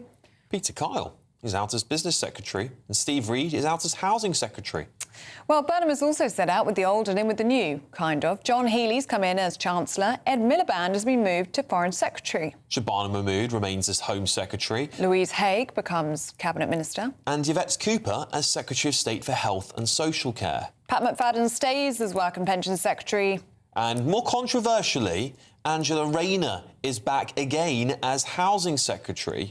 Lucy Powell is now Education Secretary. And we have a Defence Secretary. It happened quite late last night, didn't it? According to the clock on Downing Street's post on X, it was about 9 p.m. when Wes Streeting was appointed as Defence Secretary. Well, research fellow at Yorktown Institute and veteran Rob Clark joins us now. Good morning, Rob. Thanks for joining us this morning. We really want to get your views on Wes Streeting becoming Defence Secretary because, of course, it's caused a little bit of controversy this morning. Many people, and I've got many veterans in my immediate family, are saying, well, where on earth is Dan Jarvis, who at least has some experience? Where on earth is Al Carnes, who also has a lot of experience? What do you think, Rob? Good morning to you both. Yes, I agree. On one hand, it's quite it was a quite surprising move to place Wes Streeting as the new Defence Secretary. But, you know, we have to be realistic. Dan Jarvis was only in post for 5 weeks. He did meet his NATO counterparts and he also chaired the Ukraine Action Group. So he had actually really good experience in that brief time. But politically, you know, we all saw this, you know, the purge of Keir Starmer's allies and Andy Burnham putting his people in. And I think obviously moving Wes Streeting in politically is quite sensible for Andy Burnham. But I have to agree with Ben Wallace, the former Defence Secretary. You know, this is almost an affront to defence on one hand. The complete lack of experience that Wes Streeting has will be obviously a detriment to defence at such a critical point going forwards. As a veteran, do you think that the Defence Secretary needs to have military experience, that they need to have that relationship with the men and women in our armed forces? Yeah, look, I get this a lot, and I'm one of the most vocal people that say, look, you know, defence has to be treated like a separate government department or a separate entity. It's not a civilian environment. And the experience from either a military background or a political military background is absolutely intrinsic to running defence successfully. I would, however, just look at Wes Streeting's track record in the NHS. It has been quite successful, despite obviously the deadlocks with the BMA and not being able to get the junior doctor strike over the line, or breaking that deadlock, sorry. On day-to-day running of the NHS, we have to consider it's an enormous departmental budget, enormous workforce, you know, over 1 million people, and the budget to go with it. So I think having that practical day-to-day ministerial experience from a relatively successful position that he has had over the last 2 years will help. But yeah, of course, I would prefer somebody from a defence background, naturally. Rob, John Healey seemed to get plaudits for resigning on principle when he couldn't get the defence spending he wanted, of course, in Starmer's last government. Is it a good sign, perhaps, that John Healey is now the Chancellor? Surely he wouldn't have taken the job if he didn't think he could get back some of that money for the military. Yeah, no, I think it's an excellent appointment. I don't think anyone really saw it coming, apart from Nick Robinson from the BBC. I think he called it quite early on. Look, John Healey has been well known for the last year, at least, to be working with the Treasury itself, not just with Rachel Reeves, the former Chancellor, but the actual, you know, within the nuts and the bolts of the Treasury. You know, he famously quipped that, you know, the Treasury sees defence as a drain, not an engine for growth, and that's something he's always wanted to change. So I think having him at the helm of the Treasury going forwards won't just benefit defence, which it will, undoubtedly. He's been working on, you know, defence investment for the last 12 months alone, but also across government departments as well, trying to find where those efficiency savings can be found, try to see where, you know, defence can really sort of help as that engine of growth, which we all want to see. And, you know, undoubtedly that will help actually defence become like not just the engine for growth, but like that sovereign capability that it actually has to be within our own defence industrial base, which has been so sorely lacking.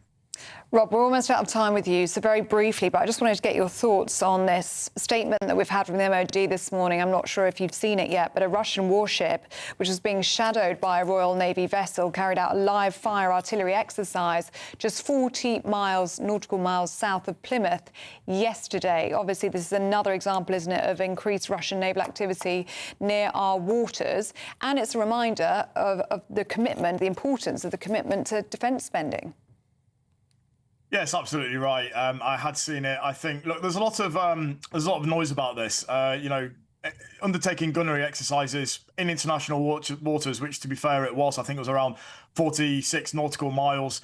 You know, which is some time, you know, some distance off our international into international waters. I think it's fair, and to be fair to the Russians, which I hate saying, you know, they did give advance warning, they did give advance notification, which they don't usually do. So it does seem that they're starting to play a little bit more by the rules. But like your point, you know, makes very clear, this does underscore the importance of defence, and in particular, just finally, if I may, the importance of the Royal Navy, which has been absolutely completely gutted over the last few years, and it's only going to get worse before it gets better, unfortunately. Well, thank you so much for joining us this morning. That's Rob Clark there, Research Fellow at the Yorktown Institute and, of course, a veteran. Thank you, Rob. Thank you for your service, Pleasure. Rob. All right, well, joining us now is Britain's newsroom. It's Andrew Pearson, Miriam Cates. Good to see you back here. How was Downing Street? It was really fascinating. You were brilliant, Andrew. Well, I enjoyed being there. I've done that a few times in my time. Yeah, you were brilliant. It was extraordinary. And we're looking at this extraordinary decision to cut VAT, which the new Prime Minister tells us will be funded by scrapping digital ID. And, oh, whoops, the former Cabinet Minister, Darren Jones, says there was no funding for digital ID. So the first black hole in his finances. It's already appeared. So we'll have the latest on that, all the new cabinet appointments, including the surprise appointment of John Healey, which was kept remarkably quiet. Is this the end of leaks? That's all coming up after your weather.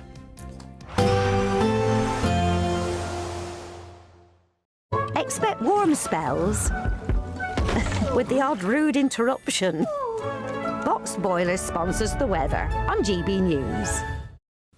Hello, very good morning to you. Welcome to the latest update from the Met Office for GB News. High pressure continues to dominate the weather across the UK, bringing widely warm and dry weather to the vast majority. But cloudy, showery and cool conditions remain for parts of Northern Ireland and northern Scotland as we start the day. And that's because high pressure is now situated to the west, and around that high we've got this northwesterly airflow bringing Atlantic cloud, bringing some light showers, but actually for much of the country away from those exposed northwestern areas, plenty of warm sunny spells. Bit of cloud coming into the east and central areas.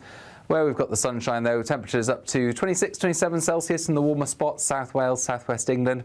Always much cooler towards the northwest, where we've got stubborn cloud continuing into the evening across the northwest Highlands. It's going to be the same through the rest of the week here, but actually decent cloud breaks across the Highlands, Grampians into the central belt. Temperatures here into the low 20s still in the evening. And Northern Ireland, although extensive cloud cover, warm enough where we've got some thinning of the cloud in places. Plenty of clear spells then across England and Wales at least overnight, and we keep largely dry weather up and down the country, but always the exception, northern Scotland. It continues to be showery here with a keen breeze, and some showers just trickling into eastern parts of England at times. The clearest skies towards the south and southwest, and a warm night, but not particularly uncomfortable. We're looking at the mid-teens, and in some spots down into the single figures where we've got some shelter from the cloud and the breeze.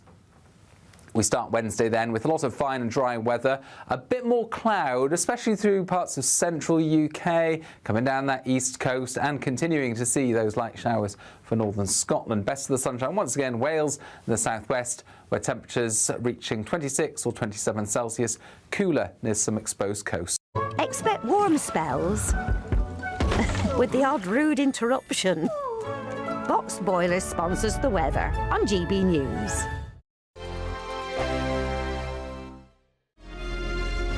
Thank you, Britain, for making GB News Radio such a huge success. Whether you're in the car, on the go, or listening at home, thank you for choosing us as your radio station. Good morning. This is the latest AI travel news from gbnews.com. The M6 northbound between junctions 2 and 3 in Coventry is affected by a collision. The M25 anti-clockwise is closed between junctions 16 and 15 in Poyle. There is an obstruction on the M25 anti-clockwise at junction 7 in Merstham. The A428 is closed after the A1 near St Neots.